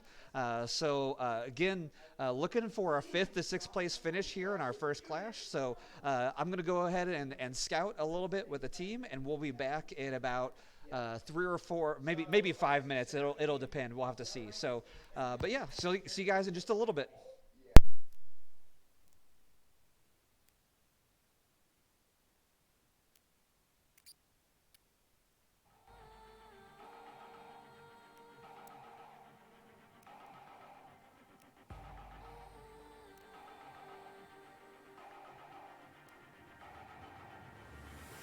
Do we fight to hold our heads up high and beat the drums through what we love? Risk the fall, or we have felt it.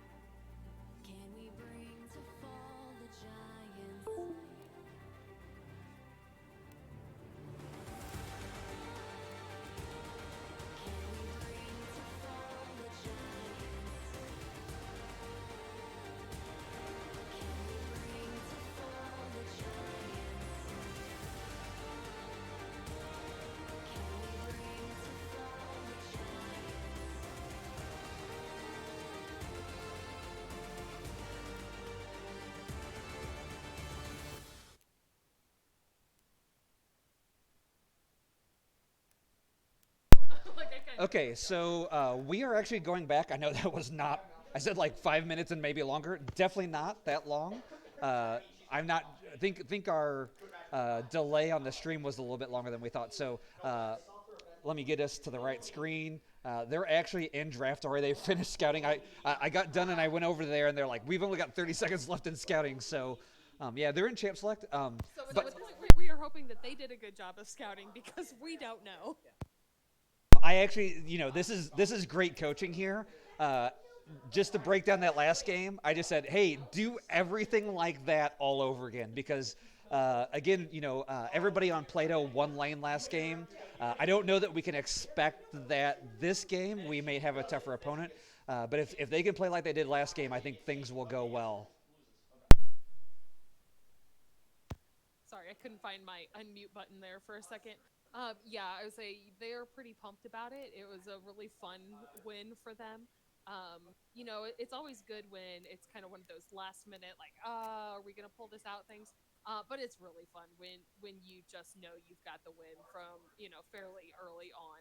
So it is just a really wonderful kind of atmosphere going on behind us and things like that. But they're trying to make sure that they are being serious and buckling down and getting ready for this next game. Yeah, it was hard to come up with things to talk about that last game just because it's like, okay, I mean, Plato is definitely winning. It's really impossible at one point for Blue Side to come back. So, And that's actually one of the hard things about casting. I have a new appreciation for shoutcasters who cast games where one side is very obviously winning over the other side, because um, when your team is winning a lot by a lot, there's only so much you can say because you don't want to talk bad about the other team. And when your team is losing really badly, there's not a lot that you can say because you're not wanting to talk bad about your team. So it can be really difficult in those situations. So I have a new appreciation for shoutcasters in that situation regularly. yeah, I think it's a little bit easier to be optimistic when it's your side that's losing. Like, hey, as a coach, I'm always going to find a way we can get back into the game. But the reality is I mean, sometimes when that lead is so huge and the other team is just playing so well, it is really really hard to do this. So. Again, just as a reminder, we are playing a team that lost in the first round but won in the second round, so should be a little bit tougher match. We'll have to see how things wind up at the end. It's possible that again, this is our first clash. It's possible that Plato could be the second best team, but just because we lost to the first game of the first round, so we'll have to see how the upper bracket plays out. But definitely a very good performance in that second round. So. I will say, talking about just breaking down that last game again, we played a ton of scaling comps in MOSEF tournaments. Uh, Now that we've got Soul and Lego Master in the bot lane, that does allow us to play some more early game comps. So you see that with the Callista and the Yone.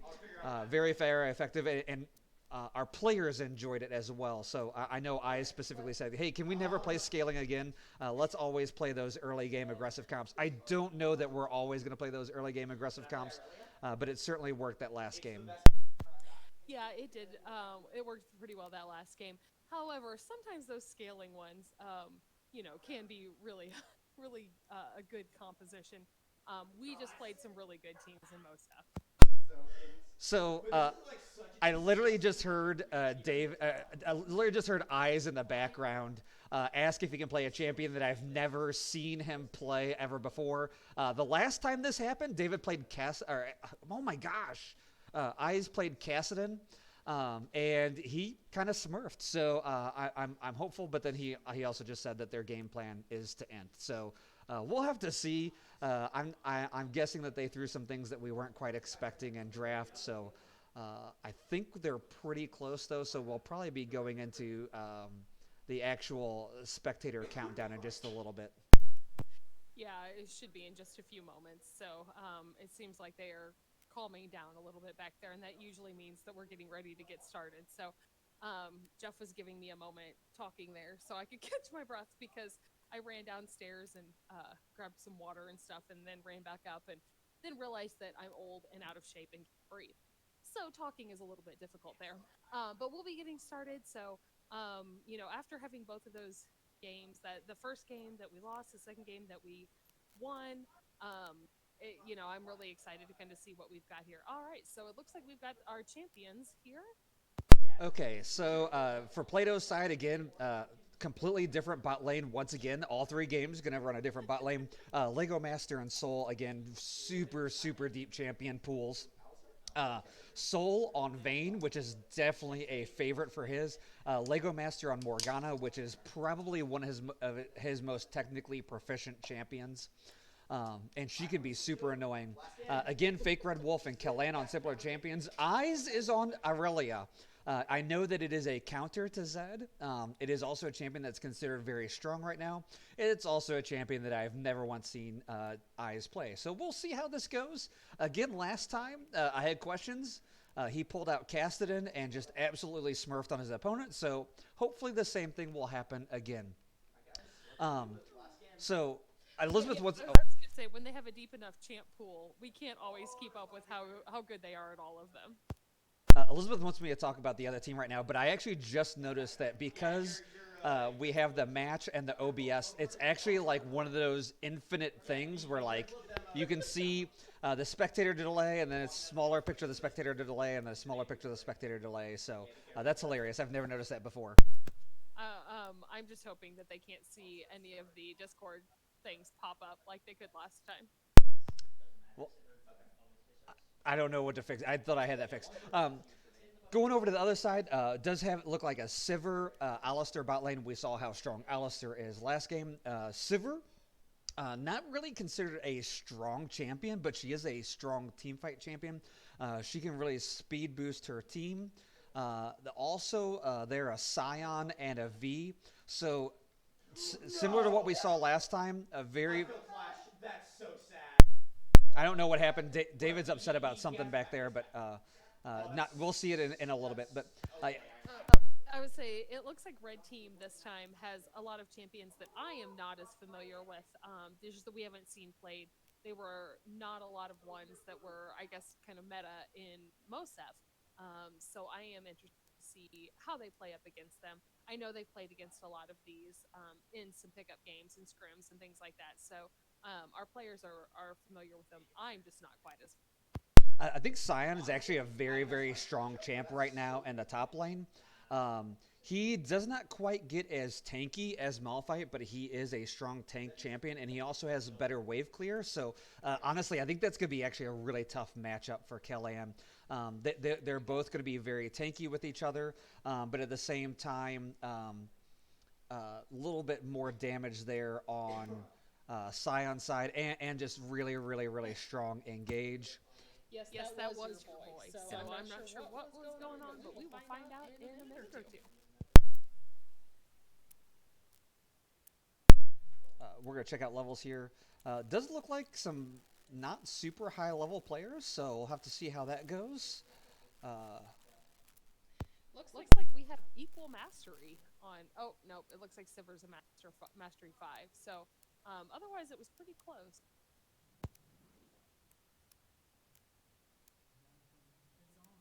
Why we have the taskbar at the bottom?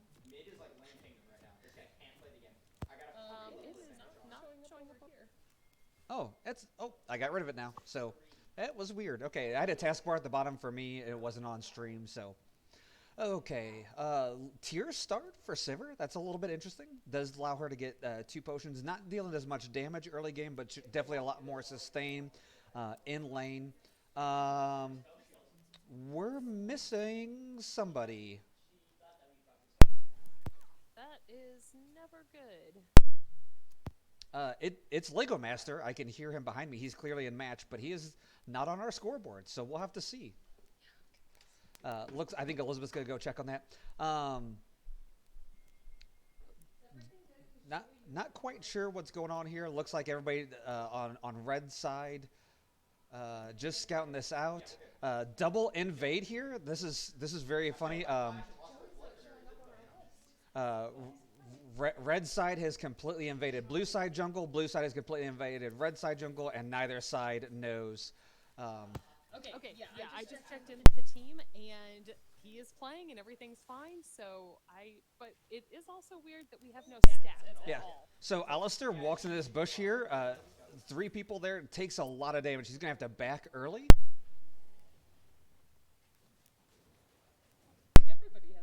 Yeah, do you think that Plato is going to be able to take this blue buff? Looks like V is kind of hanging around. She might try to smite steal it.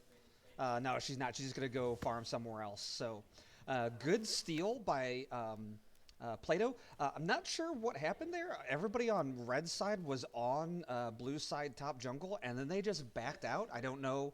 I mean, they've got the vision there, but I don't know why they just didn't steal Red Wolf's blue buff like Plato did to them. So, Um, I would say, as you can see, Lego Master is playing. He's over on the left side, and we can see his character down there, or champion down there. But yeah, for some reason, it's not showing up on there. Everything is fine on their end, so that is what is important. yeah, I mean, listen, he's a support player. He's not going to get any kills. We don't need to know what items he's building. He's building support items. So nobody cares about support players until they steal the AD carries kills, and he better not do that. So, And we can say that because he's our son. yeah, I was going to say, we are seeing, again, this tough matchup here. Scion, pretty sizable lead. Okay, so this is really interesting. I think that Lego Master and Kellan's stats might be on the same line because I've got a shadow. Oh, Kellan low. Scion burns Flash and gets that elimination there. Yeah, I would say I think that's just a mess up on our client, like our side of the client. It's not being affected at all by, it's not affecting the players' clients at all. Yeah, one thing I think, and I'm not sure, I'm trying to think if Kellan has played into a Scion before. I don't know that she has. One thing to watch out with Scion is when he dies, he comes back to life for a short period of time, and he gets very, very fast and deals a lot of damage. And if you're low health, even if you kill him at low health, he can turn around and kill you right back. So that's definitely one thing that Kellan's going to have to watch out for. It does look like she's catching up quite a bit in farm.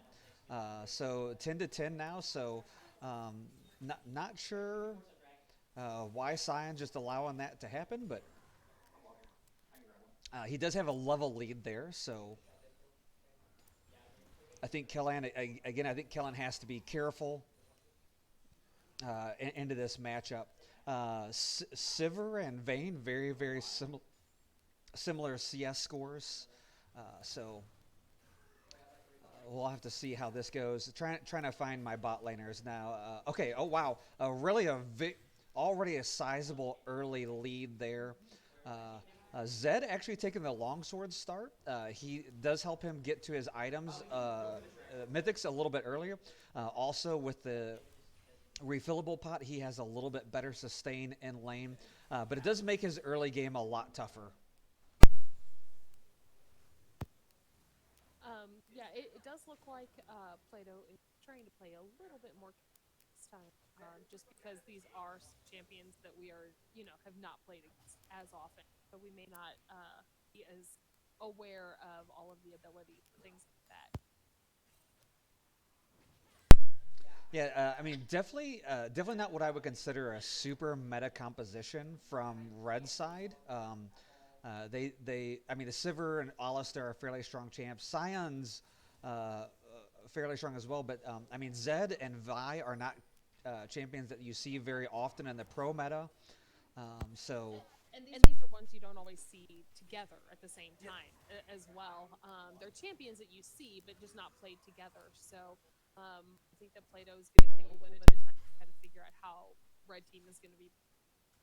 yeah, I mean, again, I think just like we saw last game, red team has a lot of engage. So Scion ultimate, Sivir ultimate, Alistair, Vi, Zed all have the ability to dive. So we'll have to see how they all go together. The issue is then, again, once you go in, are you able to play off of that? Plato, not quite as much dive, but a lot more CC and protectability. So I think if they can wait out these engage, then things will go very, very well. Alistair using his Q almost on cooldown, really trying to space Soul off of this CS and deny that to him. But we are starting to see that CS lead creep a little bit towards red side's favor. I do think that if Plato is smart, they could take advantage of this. He goes in and then Vi coming around behind the back. She does get her dash off, but she gets queued in the middle of it, so not really able to follow up off of that. It does look like Soul and Lego Master are keeping three of red team occupied down here in the bot level. Okay, it looks like one of them's finally heading back. But that does free up some of the other lanes if they know to take it. So Vayne is definitely, we talked about scaling last game. Vayne is a very strong scaling champion, so I do think that we're not going to see as much early pressure as we did last game from the bot lane. I think the big thing that we just kind of Plato wants to watch out for is not let anybody get super fed. Irelia diving there, managed to get the kill onto Zed. Does go fairly low, taking some of those tower shots. Not sure. Okay, Vi's in the area, but so is Fake Red Wolf. I think she pushes that wave and then probably backs. I'm really hoping that Plato we're on a different side. We're on the blue side this time, which we've typically been on the red side. But it does look like they've been doing a pretty decent job about keeping those wards up. So as long as they keep that up, that'll really help them to be able to not let the red team far ahead because they'll be able to know what's going on. Yeah, look. Oh. Red team was starting to posture there on the dragon, but it looks like blue team gets it, and they realize that they're going to back out now. I think the big thing is, I definitely don't think we want to see this Scion get fed. He can be really dangerous. Does seem like Aurelia's trading very, very well in this Zed. I do think she scales better than the Zed as well. So definitely want to watch for bot lane and top lane to see if either of these teams can get an early, or if red team can get an early advantage and then scale off of that. Yeah, if Plato can kind of keep things fairly equal and stuff like that, then they can really hold, I think, up against this red team. Because, as long as they can keep them from scaling too quickly and outscaling them. Oh, it looks like Kellyanne might be. Oh, she's going to be okay there under tower for a bit. But I would say as long as they can kind of keep things even and really watch it there, then they can do well in the later game. Oh, I think Zed's going to die here. He definitely overextended there. He does have his clones, but I is able to get enough damage there, especially when starting that fight under tower. Warwick here, just honestly, probably Warwick here just to really kind of help push this bot lane back so Souls can farm a little bit. Kellyanne did have to back there. Beaten down pretty hard by that Scion. She stays in her tower. She's going to die. He does get some plates there, but not an elimination, which is...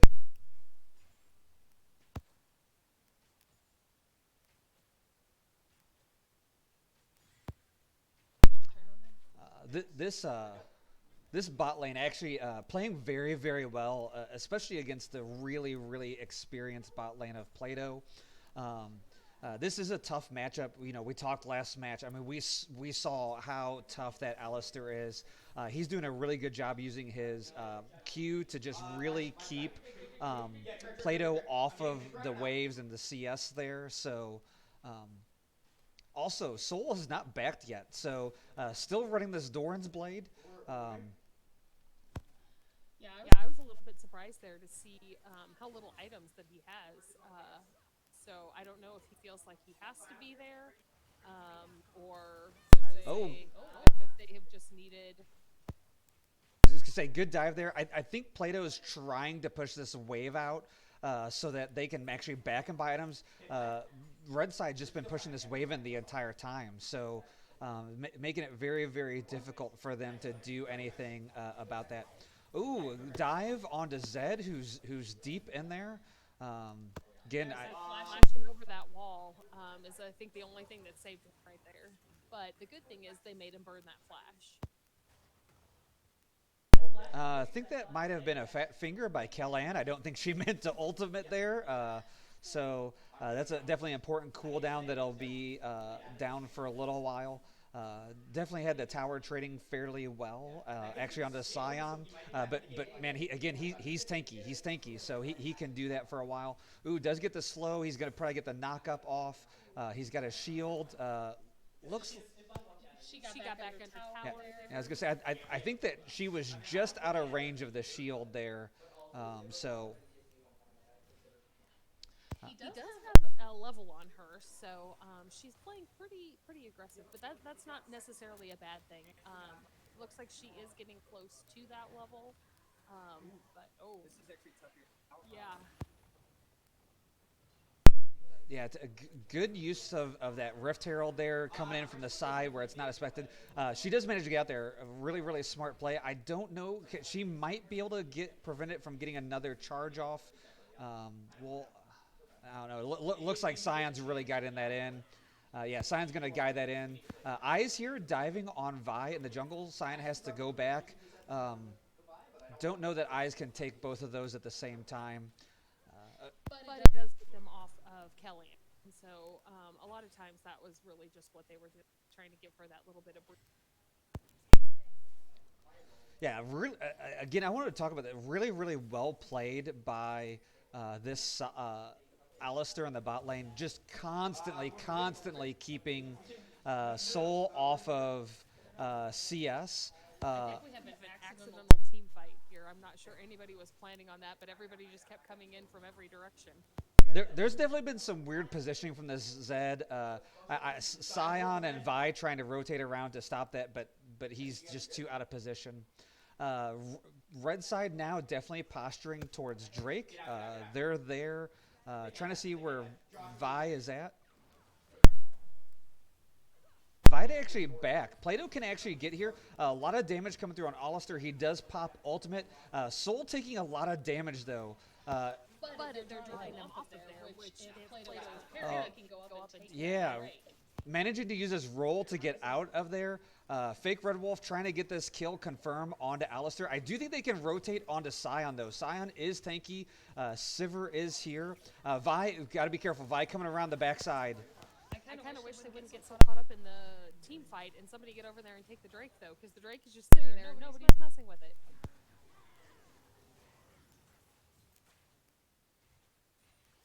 You're not on. Oh.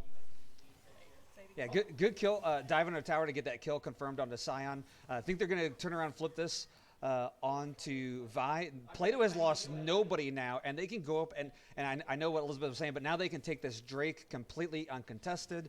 Lego They've already given them some time to get back at this point, so if they can get in and get it done, I know that it frees them up a lot, but I would say that's just a little bit scary because if you leave that Drake alone too long, the other team can come in behind you while you're distracted over there in bot lane.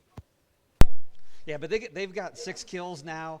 They had waves pushing out, so there was really no danger of that pushing in anywhere else. That's 2 Drakes already.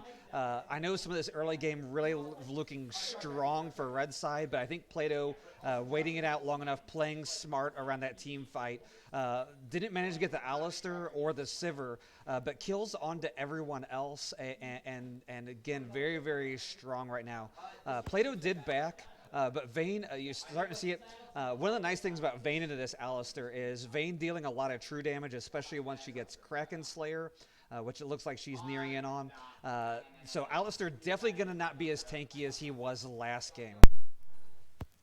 Yeah, I would say, and Plato is playing the wise game here, in that they are just playing very careful, not making those mistakes, not letting the red team take advantage of anything. And making the red team earn every little bit that they are taking. You know, we talked about it, giving up these towers. Bot tower getting low, top tower is already gone. But I still, there's a slight gold advantage towards Plato. Okay, fake Red Wolf has to be careful. Using that fear there. Eyes is here, though.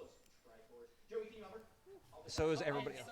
Yeah, we're gonna get a whole team fight here just off of some bad positioning. Okay, no, everybody's backing out. There's nothing to fight over. It looks like red team is still pursuing though, so I think that Plato is gonna have to get set up and get ready for this one because I think they're coming whether they want to or not.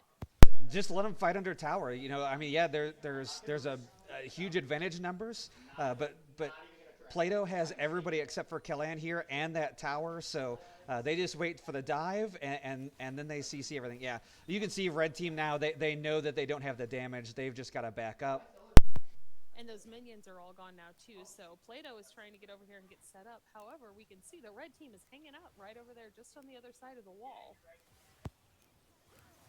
So all they need is one person to make a mistake, and suddenly this goes in Plato's favor here. So Yeah, actually, really good dive there. Got a lot of damage in on Lego Master. They just pursued it under tower. I think they should have been happy with that. Oh yeah, Vi gonna go over the side. Oh, this is scrappy. Okay, Fred Werewolf does go down. But yeah, they're there under the tower, which can be really hugely helpful to Plato at this point. I think we're going to see some kills. Okay, Mr. Savage is going to go down. Man, it's so hard to follow this. Scion goes down. He's got his ultimate. Eyes is still up. So, It looks like Plato has taken all 5 of them. So that's a team wipe. However, it does look like 3 of Plato went down. So that was pretty crazy. just two. Soul and Eyes managed to live off of that. Kellan was up there in the top. Yeah, I mean, It's hard to tell with the Lego Master and Kellan's things being on the same down there. So sorry, that's where I got mixed up on that. yeah, I mean, red side doesn't get even tower off that. I mean, they do definitely get some more damage on that. However, Eyes was able to push in this wave now. Man, it's. I just don't feel like that was very, very worth for red side. Yeah, I mean, they ate up some time, which actually goes into Plato's favor, which just gives them more time to scale. Kellan managed to get a lot off the top side. Plates have fallen, so there's really not a whole lot of worth off of this tower damage. So Plato just gets more time to scale and then more kills and gold in their favor. Yeah, and it does look like the wards are doing their job up there in jungle because Plato can tell who's coming in where. So it looks like, yep, they knew he was there. They could take him down, and they were ready for it. Oh, I do think fake Red Wolf out of position here. Vi diving on him. Man, big Malphite ultimate coming in. I don't think she can fight this, but she does manage to get fake Red Wolf out of there. Good peel. Man, well played there. Yeah, Plato is doing good, but they're trying to make sure that they are keeping level heads in this and not getting carried away. It's those times when you're out of position or you just push a little too far that can really hurt you. So they're trying to make sure, and I can hear them back there telling each other, to stay where they're supposed to be and what to do and what they're going to do. Sever pops ultimate here. Eyes is low, but Lego Master is here. It's a 1v2. I don't think she wants to fight that. Scion does have this tier 2 top tower down, so I think Plato has to be a little bit careful. They have not taken a tower yet.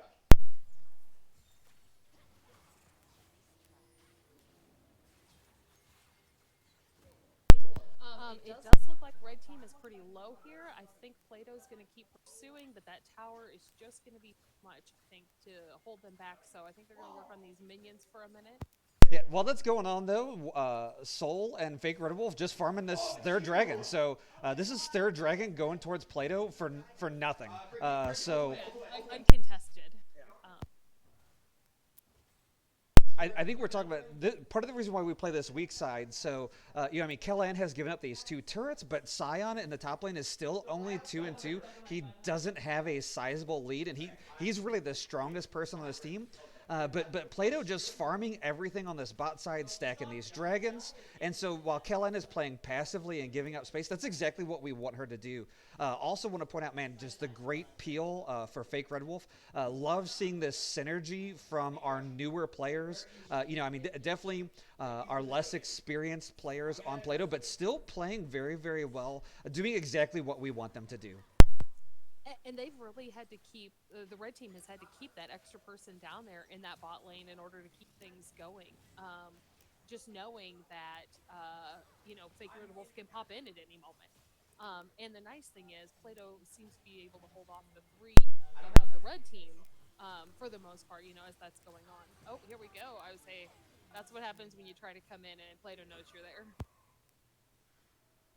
Yeah, so again, I mean, I think red side getting advantages, but they're getting advantages all on the wrong side of the map. So Eyes is strong; he can start pushing these waves in different areas. Ooh, Sivir is here. This might be tough for him. Sivir popping ult. Aurelia, wow, managed to get that kill. Uh, That was such a great move. yeah, pops the ult, manages to burst Sivir down before she can really deal damage. Asaya now has to back out. So I mean, he can prevent this wave from crashing, but really not a whole lot that he can do about it. Uh, Alistair coming in again. I don't know that there's a whole lot that he can do. I mean, just oh, fake Red Wolf. No, okay, so he, he's okay. I would say, yeah, we were both like, oh no. But having the 2-on-2 here, as long as they are paying attention and don't get within that tower, they can really take this pretty quickly. And yeah, the tower wasn't much in the first place, so taking that down just clears out that lane so much more for Plato. Kellan swapped. She's getting this bot tower there. So two towers going towards Plato. Mid tower is down as well. So starting to even up these towers. I think Plato has held off long enough that they have scaled to a point where they are strong. Definitely in 2.5 minutes, we've got fake Red Wolf. Why are you that deep in the jungle? Sorry. I would say it is 2-on-1, so I'm not sure there's much he can do at that point.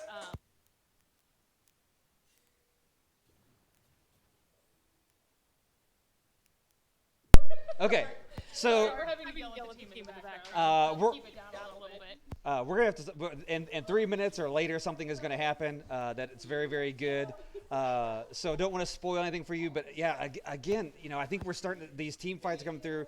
Sion's got his death passive here, but I really just don't think he can do anything off of it. One of the things that I think Plato is really good at is Kalana is getting collapsed upon here. I do think she goes down. one of the things that Plato is really good at doing is holding off, even when things are not necessarily going their way. It is not, Plato's really good at holding on and playing out that full game. There are so many times where Oh, he's been 20, there's 30, 40 dive. minutes into the game and, ended up pulling it out. Yeah, sorry, Jeff just silent screamed there. It was hilarious. So yeah, fake Red Wolf managed to get that suppression off mid blast cone, preventing Vi from getting out. I don't think she would have got out anyway. But yeah, man, really really good play there to secure that kill. So man, yeah, again, I mean, even with a scaling comp, Plato has the gold lead. They've lost more towers. But yeah, really, really, really well played. So, yeah, trying to get these notifications to drop there. So, Talk to them a second. yeah. So, okay. So, drag is coming up here in 44 seconds. That will be sole point for that. See how that goes. I think that'll be a big point. If you've seen the messages pop up, it may already have been spoiled for you how this game turns out. But yeah, Plato is positioned. Red side coming in around it. Ooh, big root there onto Alistair. Again, man, Soul, so much tank shredding ability on this Vayne. He goes down absolutely right away. Plato well positioned. I mean, they are completely set up. Red side totally backed out. Hard to tell if they're even going to contest. Yeah, it looks like they've kind of just given it over. They're staying back far enough that you just can't. Okay, now here they're coming now. Here comes Zed. Sion trying to get some knockup. Does get a few, but I don't think enough. Oh man, so Plato starting up the dragon. Sion Q is a miss. He ults in. Ooh, big stun there. Lots of damage coming through. But blue team has Soul. Oh, okay. So I will just tell you what happened because it looks like we have the game ended thing. The other team actually FF'd. Plato not able to take down the Nexus, but just the other team. The other team thinks that they can't do it, and so FFing just means that they quit out. They surrendered early, just so that they didn't have to play out the entire game. So we won't get to see what happens right after this, but I'm gonna bet that Plato wins this team fight pretty handily, and Red Side realizes that they can't win. So again, two wins, one loss. It was in the first round, which is unfortunately the most important one. But man, really great games from Plato. I'm gonna let Elizabeth talk about this a little bit. I'm gonna see if I can find out how the rest of the tournament went and see if we can. Yeah, I'll get that going. Sorry. All right, so yeah, I'm just going to kind of end all of this up for us here. So Plato was doing a great job with that. As I said, it was one of those that a lot of times we may start out. Yeah, come here. In just a second, we are going to do an interview actually with our shot caller. So as he's getting all set up and ready, oh, as I said, the other team, what they did was they just realized that they were probably not going to be able to pull it out, and so they quit out, and Plato gets the win for that. So we're super proud of them.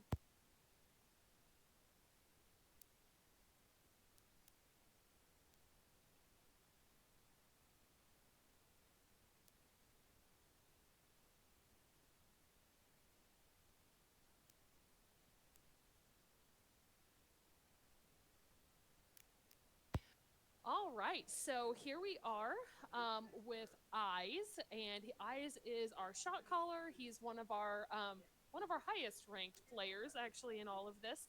But this is our first clash. So Eyes, I'd like to hear from you. What did you think about your experience with the first time doing Clash? Honestly, it was weird. It felt like a professional tournament, which I'm not used to, especially because I mean, you even saw like the players in these games are not esports players, right? It's not what I'm used to going against, so it's a little more chaotic, it's a little more solo queue like, and it's a little more just kind of like you roll with the punches. It's a little less planned out. And that's exactly true. Like with most stuff, because of Riot's terms of service, we couldn't have a regular season this year or anything. So all we were allowed to do was to have invitationals that you were playing in. And so this is quite a different situation for all of that. All right, so I have to ask, what was your favorite play that Plato had in all of the three games that you guys played? So just pick one or two of your favorite plays. Honestly, I think my favorite play was in that third game when we're all like half HP and they're all diving us on bot tower. Because if we all die there, we lose the game. They snowball off of that and we lose. Because their comp is pretty snowbally with that Sivir, that Scion. They're pretty good at just chasing us down. We don't ever really have a chance to get set up on them. And so with that goal advantage they would have gotten off that dive, they probably would have won the game, honestly. And I don't know that there was a whole lot we could do, but everyone just played that dive perfectly. It was amazingly well played. The right people who needed to die died, and that allowed our AD carry to live, and not only live but get a kill, and then proceed to snowball that advantage out and win the game. Exactly. One of the things that we were talking about here on the Twitch channel is how you guys are really good about how, even when things aren't necessarily going your way, you're really good about sticking it out and, just keeping that perfect play, just waiting for the other team to make a mistake. And that was kind of what you guys did there. You did kind of have like a little bit, lower chances since you guys' health was so low. So yeah, it was a really exciting play to watch. Now in the second game, there was a play where you guys ended up flanking them. You guys just had really good vision in that second play. So I would say it was really fun to kind of watch all of that kind of stuff happen. What were some of the differences? Like, how did it feel differently between that second game and that third game? Because they were just completely different compositions for both you guys and the other team. Honestly, I think the big thing for me at least was the fact that I was playing Irelia, because I don't play Irelia. I'm comfortable on Yone. I play a decent bit of Yone, and I'm pretty confident on him. I play Irelia when I feel like just not trying and just kind of messing around. And then they locked in Zed, and I know that that's a bad matchup for Zed, so I'm like, you know what? Let's just try Irelia. And it was really weird being able to play Irelia in like a serious setting. I can absolutely imagine that. So I don't know if you can see in the chat there. I would say we have proud dad right there. So Hi, I Dad. would say I think very much deserved. Proud dad. I know that us as coaches are very proud of you guys' performance today. Um, so yeah, you guys came in fifth in the Clash, which is fantastic for your first one. So good job, super proud. Well, thank you very much for doing this little interview with me, Eyes, and I'll let you get back and celebrate with the team. All right, all right. Thanks for having me. All right, guys. So with that, I am going to, he's really going back and celebrating with the team, as you can hear. I would say Jeff is back, and then I think we will close out our stream. So I do want to say the camera ends right where it does. Plato does. They went back and showed me because they were very excited. Plato actually wins that team fight. Soul actually and Lego Master both survive with such low HP, but just like that earlier tower dive, just managing to stay alive long enough, and that Vayne with all that tank shredding, really, really, really good, strong team fights from them. I did look at the bracket. The team we lost to in the first round actually finished up third. We our only game that we lost to the third place team. So very, very strong showing. And one of the things that I really enjoy is not only is this a new composition, people in some different positions. You can see a lot more versatility from Plato than we had in the regular season, but also learning a lot of lessons. So here we're playing on a national level. It is teams in our skill level, but playing on a national level. Really, really good performance in our first clash. So I think this is probably something that we'll be doing more of. Yes, and we really appreciate you guys watching here with us. So feel free to let the players know how much you enjoyed watching these and cheering them on. And we thank you very much for joining us. So we will keep you updated as to when we're going to be on here next. See you guys later.